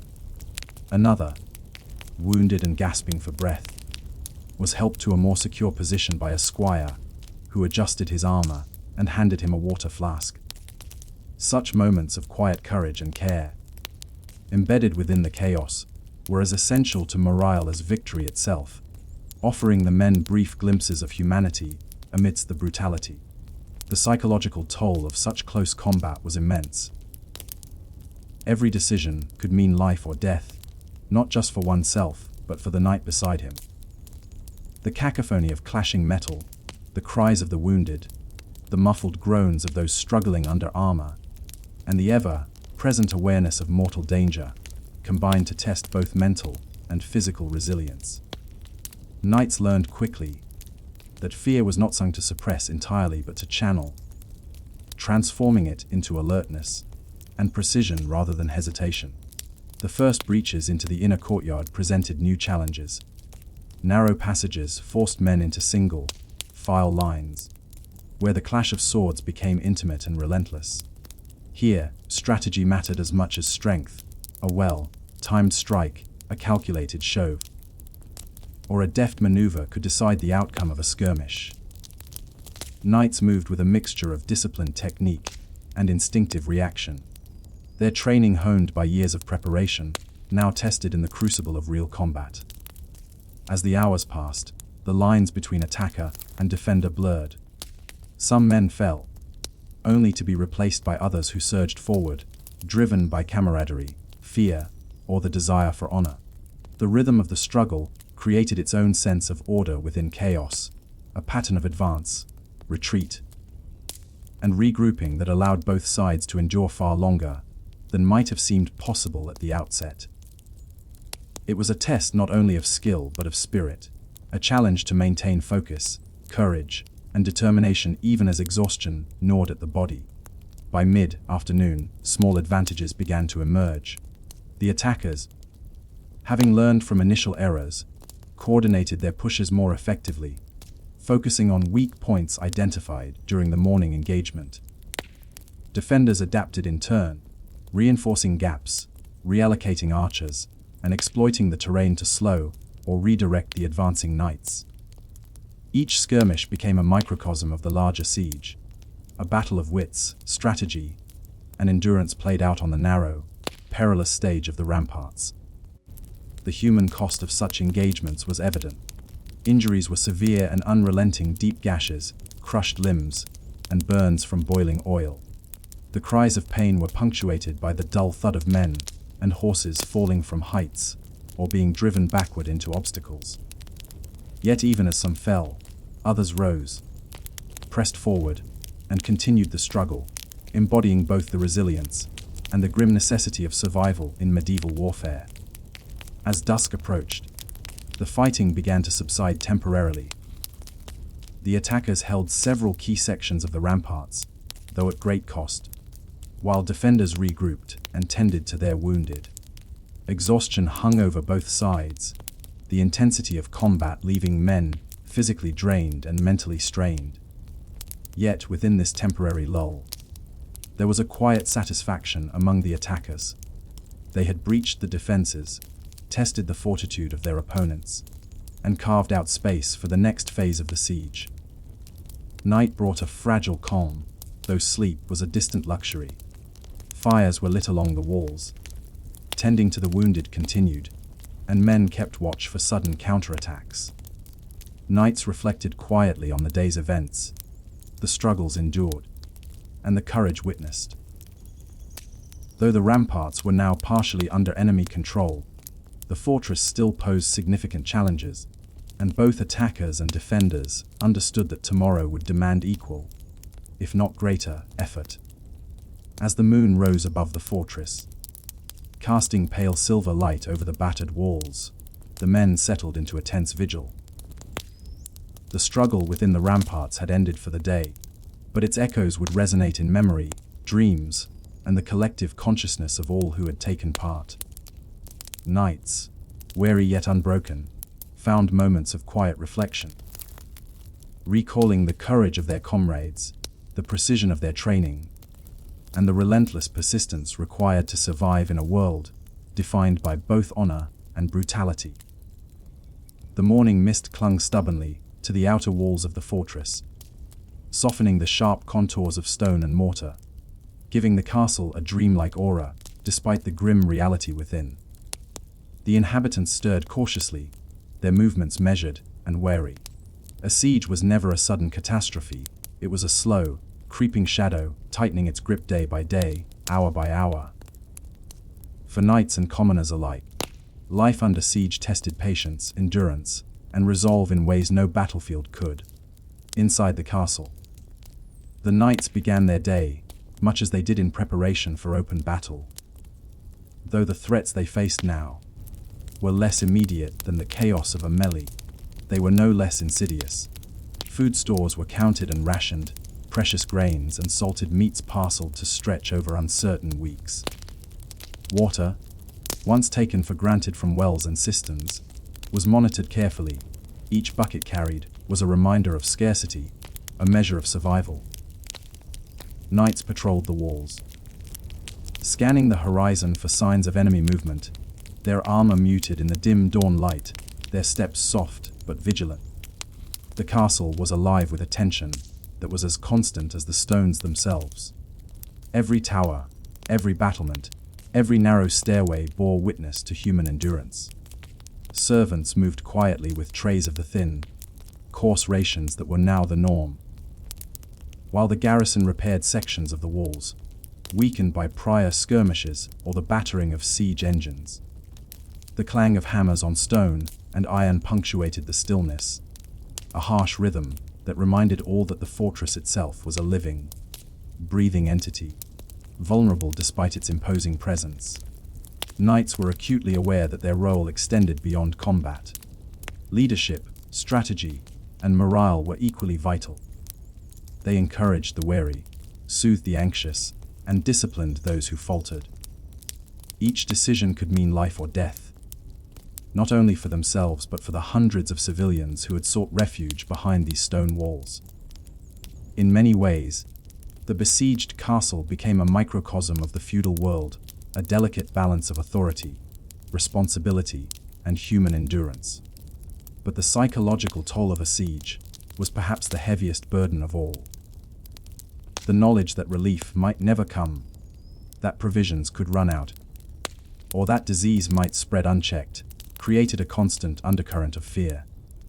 Knights, trained to face death on the battlefield with courage, found the slow attrition of a siege far more insidious. They could prepare for a charge or an ambush, but they could not hasten the passage of time. And the creeping dread of starvation or illness gnawed at even the most disciplined minds. In the kitchens, the cooks did their best with the limited supplies available. Pots of thin broth simmered over meager fires, and the smell of baking bread was largely absent, replaced instead by the acrid tang of salt pork and the faintly bitter odor of hardened biscuits. For a knight accustomed to the rich fare of his lord's table, these simple meals were both humbling and essential. He ate not for pleasure, but for sustenance, aware that each bite preserved his strength for the tasks that lay ahead. Training did not cease entirely. Knights practiced with what weapons and equipment were available, honing reflexes and muscle memory, even as hunger gnawed at their bellies. Swords and polearms were wielded with careful precision, each strike calculated to conserve energy while maintaining skill. Horses were exercised when possible, though fodder was scarce, and care for the destriers became a delicate balance of necessity and restraint. A well-fed horse could make the difference between life and death if the walls were breached. Disease was another constant companion. With men crammed together in tight quarters, waste disposal a challenge, and sanitation rudimentary, illness spread like wildfire. Knights could be struck down not by a sword, but by fever or dysentery. Their bodies weakened before they ever set foot outside the gate. Healing was slow and painful, relying on herbal remedies, prayers, and the skill of a few trained healers whose knowledge was often limited. Every cough, every pale face, and every feeble step served as a reminder that the enemy was not always outside the walls. Sometimes, it came from within. Yet amidst the grim realities, moments of quiet reflection persisted. Standing atop the battlements, a knight could gaze across the surrounding landscape, mist curling over hills and rivers, the rising sun casting a golden glow on stone and field alike. In those fleeting moments, there was a sense of calm, a gentle reprieve from the incessant strain. Knights thought of home, of loved ones, of the world beyond the walls. These daydreams, though brief and fragile, help preserve sanity and remind them of life beyond conflict. Knights also drew strength from camaraderie. Shared hardship fostered bonds that rivaled the closest friendships forged in peace. Conversations over a thin meal, quiet gestures of support, and mutual vigilance created a sense of unity. Each man understood that the survival of one depended on the survival of all. Even in despair, there was dignity in endurance. A subtle affirmation that despite the siege's cruelty, honor and discipline could persist. As days stretched into weeks, the toll of the siege became increasingly evident. Hair grew unkempt, bodies wasted away, and faces took on hollowed expressions. The castle, once vibrant with the bustle of daily life, seemed to shrink under the relentless pressure. Knights and civilians alike were forced to ration not only food but hope. Every new dawn was a mix of anticipation and dread. The outcome uncertain, yet life continued, stubbornly asserting itself against the encroaching shadow. Yet even in such adversity, the essence of knighthood persisted. Courage, discipline, and vigilance remained the guiding principles, and the knight's presence offered reassurance to the frightened civilians. The very act of maintaining order, of performing one's duty with diligence, was itself a form of resistance, a declaration that the human spirit could endure, even when the body grew weak, and the odds seemed insurmountable. By evening, the sun dipped low, casting long shadows across the battlements. Fires flickered in the courtyards, and the muted clatter of armor echoed as knights completed their rounds. Sleep came in brief, shallow intervals, the mind alert to the slightest disturbance. Dreams were often haunted by the siege's realities, scarcity, fear, and the faces of those too weak to endure. But even in these fleeting slumbers, there was a measure of peace. Each heartbeat, each quiet breath, was a testament to survival, a gentle reminder that life continued, even under siege. In the stillness of night, the castle seemed almost alive, a fortress of stone and steel, of resilience and hope. Knights rested as best they could, their thoughts turning inward, seeking solace in prayer, memory, or quiet contemplation. And while the shadow of the siege would linger, pressing ever closer, the spirit of those within remained unbroken, a flickering light against the encroaching darkness. Dawn broke over the horizon with a pale, hesitant light, spilling through the mist that still lingered over the fields surrounding the fortress. The castle, steadfast atop its rocky hill, stood as a silent sentinel against the encroaching threat. Within the walls, the garrison stirred with a mixture of anticipation, dread, and the practiced stoicism of men long accustomed to danger.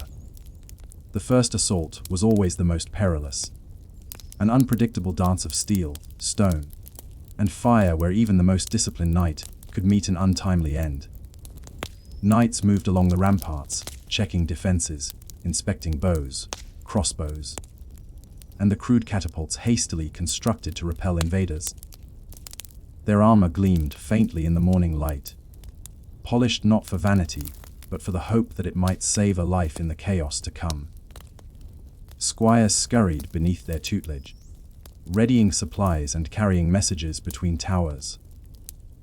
Every man and woman within the walls knew their role, and yet an unspoken tension lingered in the air. The enemy could strike at any moment, and the line between life and death would be measured in heartbeats. Outside the walls, the besieging army gathered with deliberate efficiency. Engineers adjusted trebuchets and mangonels, their crews moving in silent coordination. The ground trembled as battering rams were brought forward, their massive timbers scraping against the earth, leaving deep grooves in the mud. The knights outside, those chosen for the vanguard of the attack, flexed their fingers along the hilts of swords, axes, and lances, knowing that the day ahead would test every ounce of their strength, skill, and courage. Inside the castle, Sir Robert Babington, battle-hardened and vigilant, moved from tower to tower, offering guidance and quiet encouragement.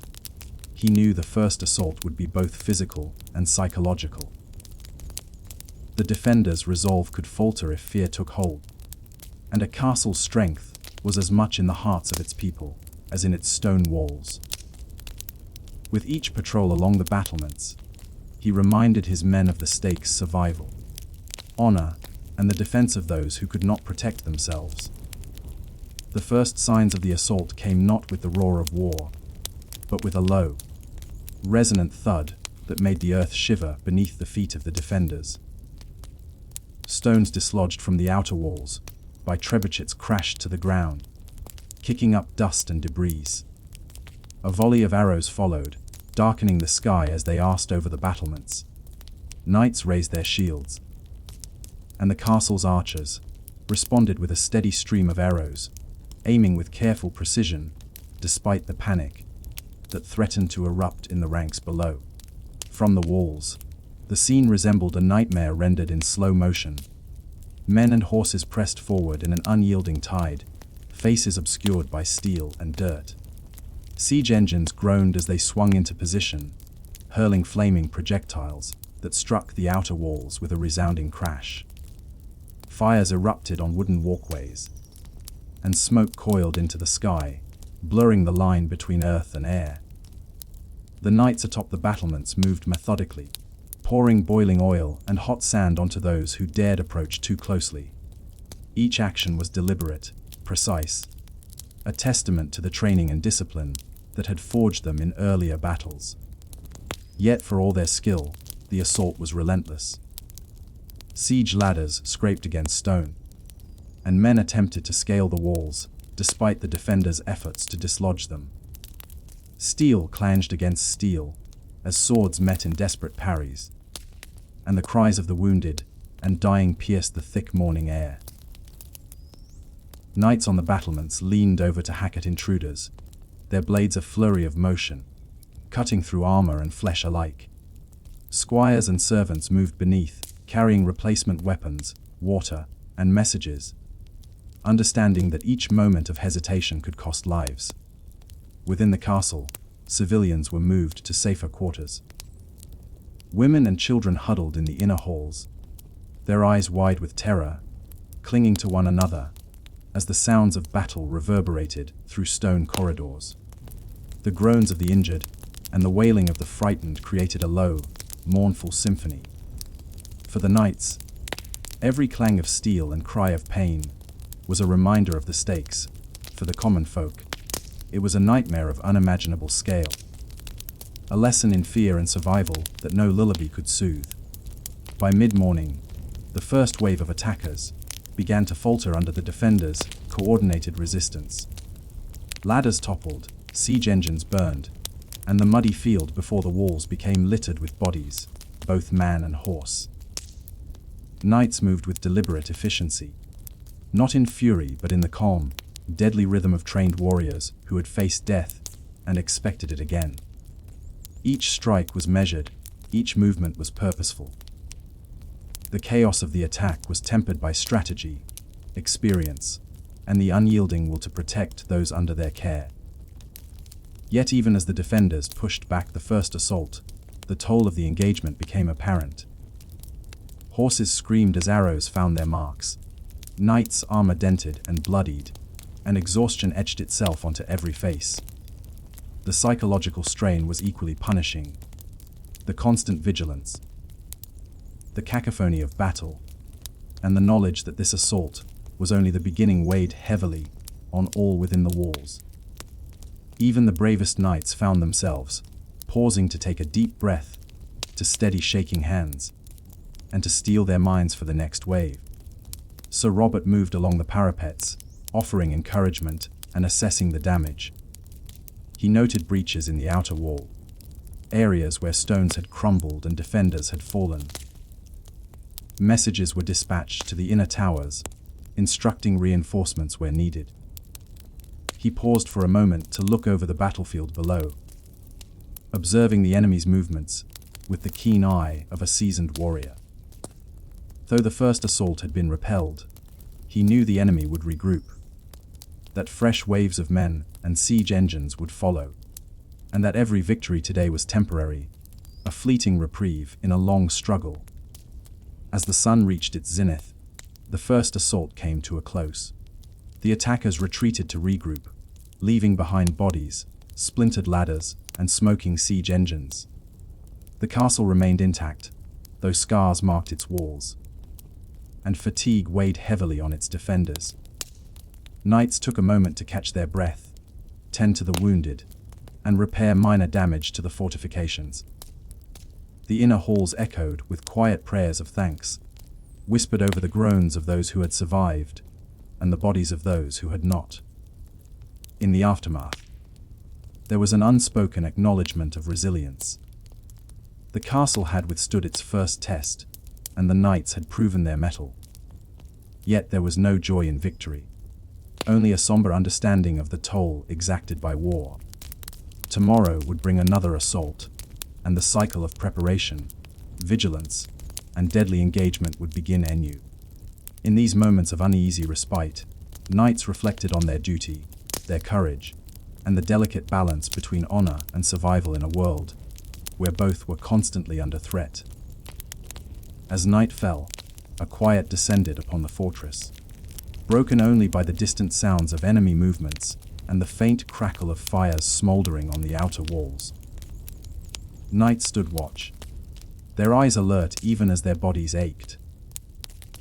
Within, civilians tried to sleep, comforted by the presence of disciplined protectors, who had faced the first wave and endured. Outside, the shadow of the enemy lingered, a constant reminder that the siege was far from over. And within the hearts of the knights, a single thought endured. The walls would hold, and they would endure, no matter the cost.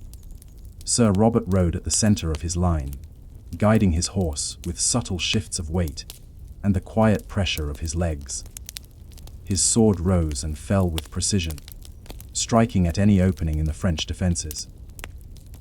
Around him, comrades fought with equal determination, their armor dented, smeared with mud and blood, yet their resolve unbroken. Each strike, each parry, demanded focus and presence of mind, a dance with death in which hesitation could be fatal. The battle swirled like a living organism. Knights were flung from their mounts, rolling in the mud, rising again if strength allowed. Archers moved to positions of cover, loosing arrows into the melee, supporting the front line without drawing attention to themselves. Horses reared and crashed into bodies, amplifying the chaos and terror. Yet even in this maelstrom, trained discipline kept the English line coherent, a firm chord in the whirlwind of violence. Amid the clash, Sir Robert caught sight of a young knight, barely more than a boy, struggling to maintain his footing while clutching a shattered shield. Recognition stirred within Sir Robert. He remembered himself at that age, uncertain and trembling before his first battle. A surge of protective instinct overcame him. He rode toward the youth, guiding him into a safer position and offering a brief word of reassurance. "Steady, lad. Follow your training. Live to fight another day." The French pressed harder, attempting to break the line, yet the English formation, reinforced by careful positioning and anticipation of enemy strategy, held firm. The rhythm of combat continued, the clash of weapons marking time, the pounding of hooves providing a heartbeat for the unfolding chaos. Sweat dripped into Sir Robert's eyes, but he blinked it away, focusing on the task at hand: survival, coordination, and the relentless defense of the castle. Hours passed in a haze of action. Knights fell, some rising again with grim determination, others claimed by the unforgiving earth. The battlefield became a tapestry of bravery and horror, a test of endurance that challenged every sense. Sir Robert's mind moved fluidly between immediate action and broader strategy, guiding those around him, seizing openings, closing gaps, and ensuring cohesion under pressure. As the sun climbed higher, the first decisive victory emerged. The French line wavered, giving ground in a few critical sectors. Sir Robert seized the moment, rallying his men with a calm, commanding presence. "Hold fast! Push forward with discipline." The English knights advanced steadily, forcing the French into a retreat, their cohesion faltering under the pressure of organized resistance. By mid-morning, the battlefield had transformed into a scene of cautious triumph. The first clash had ended with the English line intact, though battered and bloodied. The knights paused to regroup, tend to the wounded, and assess losses. Sir Robert took a moment to breathe, noting the mixture of exhaustion and relief etched into the faces around him. The first clash had been survived. The day was far from over. Yet the confidence and resolve of his men had been reinforced by the tangible proof of their effectiveness in combat. The first clash of the day, though terrifying and exhausting, was also a reaffirmation of discipline, courage, and preparation. It had tested every knight's skill and composure, leaving no doubt about the harsh realities of war. Yet even in its brutality, there was a rhythm, a structure that could be mastered through training and vigilance. Sir Robert gazed across the fields, noting the retreating French banners, and allowed himself a brief, private acknowledgement of survival and accomplishment. The day's trials were only beginning, but for now, the first clash had been met and overcome. The castle remained in English hands, the knights alive to fight another day. And in that moment of quiet after the storm, the men allowed themselves the briefest touch of reassurance, the softest whisper of hope, amid the grim necessities of warfare. The morning light continued to spread across the battlefield, casting long shadows from broken banners and the twisted shapes of fallen horses. Sir Robert Babington wiped the dried sweat and blood from his brow and assessed the field with a practiced, steady gaze. Though the first clash had ended with the English line holding, it was clear that the French were not yet broken. Reinforcements were arriving steadily, banners waving like restless ghosts over the horizon. The day was far from over, and the true test awaited, the unrelenting chaos of the melee. Knights and men, at arms, adjusted their weapons, checking straps, sharpening edges, and offering quiet words of encouragement to one another. Horses pawed at the ground, sensing the tension, ears flicking, nostrils flaring. The air, heavy with the scent of mud and sweat, carried the metallic tang of blood from the wounded and fallen. Every man on the field understood the stakes. The first clash had been a prelude, but the melee would be a crucible, where skill, endurance, and courage would be tested beyond imagination. Sir Robert moved through the ranks, observing formations, giving nods and subtle instructions. His experience allowed him to anticipate threats before they became immediate dangers. Maintain discipline. He reminded his men, voice calm yet authoritative. Stay in formation. Watch your flanks. Trust in your training and in each other. Chaos will come. Meet it with precision. From the French lines came the unmistakable sound of war horns, the deep, resonant note echoing across the fields. Their forces surged forward. Cavalry at a full gallop, lances lowered, shields braced. Archers released another volley, arrows flying with deadly intent, some striking home, others burying themselves harmlessly in the churned earth. Sir Robert signaled his own archers to release their arrows, creating a storm of flight that whistled through the air, a protective curtain for the advancing infantry. The clash was instantaneous. Horses collided with hooves pounding against the mud, armor ringing with each impact. Knights were thrown from mounts, struggling to regain balance amidst the swirling mass of combatants. Steel met steel in a relentless rhythm, swords clashing, maces crashing, and battle axes biting into armor and bone. The melee was chaotic, brutal, and all-consuming, a whirlwind of motion where life and death balanced on the edge of every swing. Sir Robert plunged into the thick of it, riding his destrier with controlled ferocity. His sword moved with practiced precision, striking only when necessary, avoiding wasteful motions that would tire him or leave openings. Around him, comrades fought with equal intensity, defending the line while seeking any advantage in the swirling chaos. Each knight's actions were a delicate balance between aggression and control, survival and the duty to press forward. Amid the tumult, the cries of the wounded and dying filled the air, a grim counterpoint to the clash of weapons. Horses screamed, men shouted, and the sharp scent of blood and sweat hung heavy. The ground was churned into mud, dotted with the bodies of fallen knights and men at arms. Some rose again to fight, others remained, claimed by the harsh demands of combat. Sir Robert noted each movement carefully, anticipating threats, offering guidance, and sometimes delivering swift intervention to save a comrade or turn the tide of a small skirmish. The melee moved like a living organism, shifting in patterns dictated by skill, endurance, and sheer will. Knights grappled for advantage, wielding their weapons with both art and necessity. Horses reared, throwing riders into mud and chaos, while others trampled over the fallen, adding to the relentless motion. Sir Robert's focus never wavered. Each second brought new challenges, new opportunities, and new dangers. Amid the chaos, he caught sight of a young squire, struggling to fend off a mounted Frenchman. Without hesitation, Sir Robert rode to intervene, his sword meeting the enemy's in a shower of sparks. The clash was brief but decisive. The Frenchman fell, and the squire scrambled to his feet, eyes wide with relief and terror. Sir Robert offered a brief word of encouragement. "Hold fast. You fight well. Learn from this moment." The young man nodded, courage rekindled, and returned to the fray. The battle raged for hours. Time became a blur of motion and sound, the physical exertion exhausting, the mental strain unrelenting. Knights swung weapons tirelessly, muscles screaming, lungs burning, yet there was no reprieve. Each movement had to be calculated, each strike deliberate, or the cost could be death.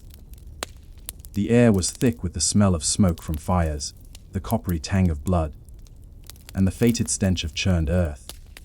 The battlefield became a tapestry of heroism and horror, a testament to both human skill and the harsh realities of war. Even as the fighting pressed on, Sir Robert maintained a measure of calm. His experience allowed him to see the larger picture, to anticipate enemy movements, and to coordinate the actions of those around him. He directed reinforcements where they were needed, offered guidance to faltering knights, and seized openings to press the advantage. Every decision was critical. Every action could alter the course of the melee, and every moment demanded focus and courage. As the sun climbed higher, fatigue began to set in. Knights' armor weighed heavily, muscles ached, and the mind grew weary. Yet the fight continued, a relentless push and pull across the battlefield. Sir Robert moved with controlled precision, conserving energy when possible, striking decisively when required. Around him, comrades fell, some rising again, others claimed permanently by the chaos. The battlefield was alive with motion, a dance of skill, courage, and endurance that pushed every man to his limits. In the late morning, the tide began to turn. English discipline, coordinated movements, and focused leadership began to wear down the French lines. Small openings became larger, gaps widened, and the French began to falter under the relentless pressure. Sir Robert seized these moments, rallying his knights and pushing forward with renewed intensity. Every advance was measured, every movement deliberate, ensuring that momentum did not falter.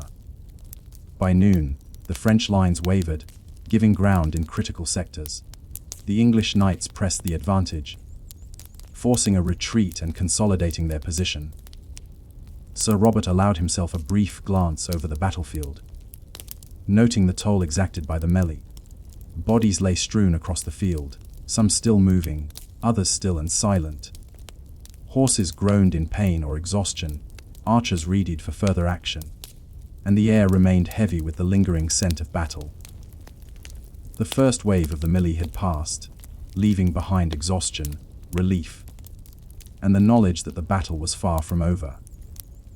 Sir Robert surveyed the field, noting both the courage and the suffering, the discipline and the chaos. The day's fight had tested every skill, every ounce of endurance, and every measure of courage. Yet even in the midst of this brutal reality, there was a quiet recognition of achievement, of survival, and of the bonds forged in the heat of combat. As the knights paused to regroup, tend to the wounded, and prepare for the next phase, Sir Robert allowed himself a brief moment of reflection. The melee had tested them all, yet they had endured.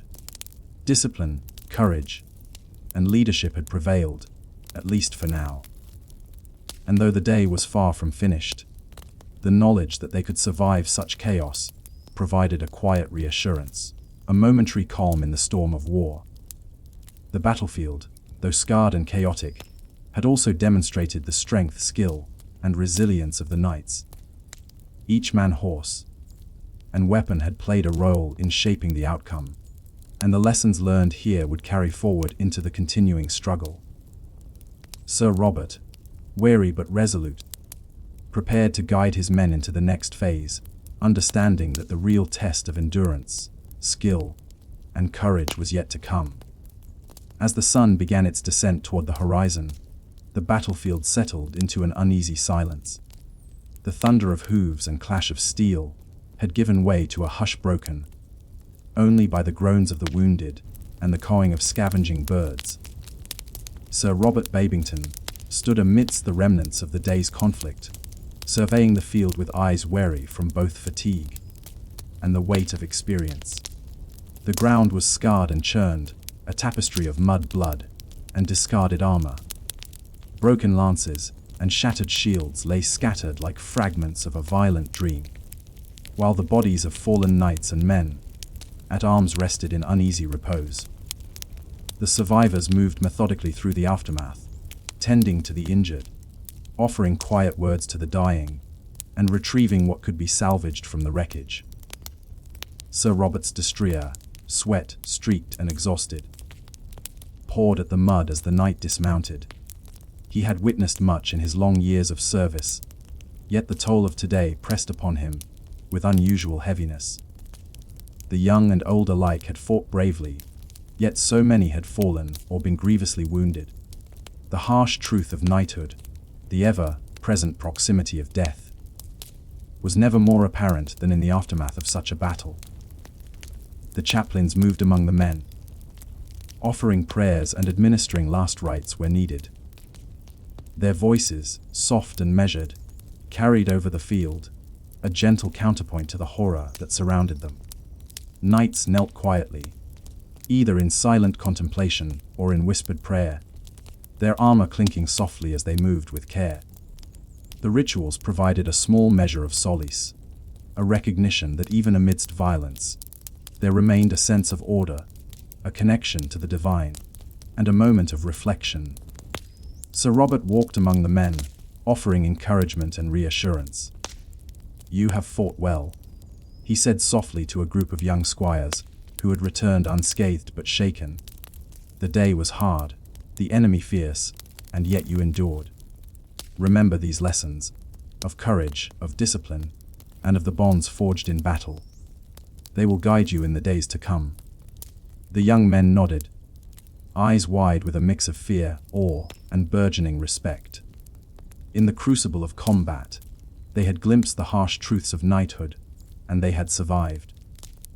As the evening deepened, the work of the battlefield continued. Wounded knights were carried to makeshift triage areas, where rudimentary care could be administered. The stench of blood and sweat remained, mingling with the smoke of small fires used to disinfect or warm the injured. Sir Robert oversaw the process with calm precision, ensuring that priority was given to those who could still fight another day. The discipline and order of the English army extended beyond the clash of arms. It persisted in the care and management of the wounded, a testament to the enduring values that guided them, even amidst chaos. Amidst the labor of survival and tending, Sir Robert allowed himself a quiet reflection. The battles, the sieges, the tournaments, all of it had shaped him, honed him, and marked him indelibly. The glory and honor spoken of in songs and tales were inseparable from the blood and suffering he had witnessed. Yet, even in this brutal reality, there was a sense of purpose. Knights were bound by oaths, guided by codes, and driven by ideals, however imperfectly realized. It was this combination of discipline, courage, and adherence to a higher calling that distinguished them from mere warriors. Sir Robert's thoughts turned to those who had fallen. Each name was a memory, a story, a life extinguished too soon. He recalled the young knight who had clutched at his entrails moments before dying, the veteran who had stood resolute despite grievous wounds, and the squire who had faced fear with steadfast courage. Their lives had been brief on the battlefield, yet they had embodied the spirit of knighthood in the most immediate and visceral ways. Sir Robert knelt briefly beside one fallen comrade, offering a silent prayer and the quiet promise that their sacrifices would not be forgotten. Night fell slowly, casting long shadows across the field. The men, weary and hollowed by exertion, began to settle in for rest. Fires burned weakly, providing warmth and light as knights and soldiers tended to their steeds and gear. Sir Robert walked among them one final time, ensuring that all were accounted for, that the wounded had sufficient care, and that the dead were respectfully marked. The weight of command, always heavy, felt particularly acute in these moments. The lives of men rested, in part, upon his judgment, and he bore it with solemn determination. As the stars emerged in the night sky, the sounds of battle were replaced by quiet murmurs, the low neighing of horses, and the occasional sob of grief. The horrors of the day remained etched in memory, but there was also a fragile sense of relief, of survival, and of the bonds forged through shared hardship. Sir Robert reflected upon the contradictions inherent in knighthood, the nobility and brutality, the ideals and the realities, the glory and the suffering.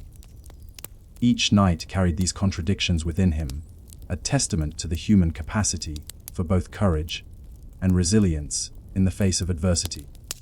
Sir Robert mounted his destrier one last time as the camp settled, the cool night air brushing against his face. He gazed at the horizon, where the first faint glow of dawn would soon appear, heralding a new day, a new chapter in the ongoing struggle of men and nations. The battlefield, scarred and silent, bore witness to both the fragility and the endurance of life. Knights had faced death, disorder, and horror, yet they endured, guided by oaths, by courage, and by the enduring hope of a better day. In the quiet of the night, Sir Robert allowed himself a deep, steadying breath. The chaos and terror of battle would not fade from memory, but neither would the lessons it imparted. Strength, courage, loyalty, and the bonds between men were eternal in their value, and it was these that would sustain them through whatever challenges lay ahead. The world of the knight was harsh, unyielding, and often merciless, yet it was also defined by moments of extraordinary humanity, resilience, and purpose. Finally, as the night deepened and the camp grew still, Sir Robert dismounted and removed his helm, letting the cool air caress his sweat-drenched face. He knelt beside a small fire, offering a quiet prayer of thanks for survival, for comrades, and for the opportunity to serve a greater purpose. The battlefield was behind him, yet its lessons and memories would accompany him always, a reminder of both the fragility and the strength of life. With a final glance at the starlit sky, Sir Robert settled upon the earth, exhausted yet at peace. The weight of the day pressed down, but it was tempered by the quiet sense of duty fulfilled, courage demonstrated, and honor preserved. As he closed his eyes, the soft murmur of his companions and the gentle night breeze became a lullaby, carrying him into a deep, restful sleep. In the end, the life of a knight, with all its brutality, glory, and contradiction, was a journey defined not merely by battle, but by the quiet perseverance, reflection, and humanity that persisted even amidst the harshest trials. And so, as the stars shone above the battlefield, the enduring spirit of knighthood remained, timeless, noble, and quietly heroic.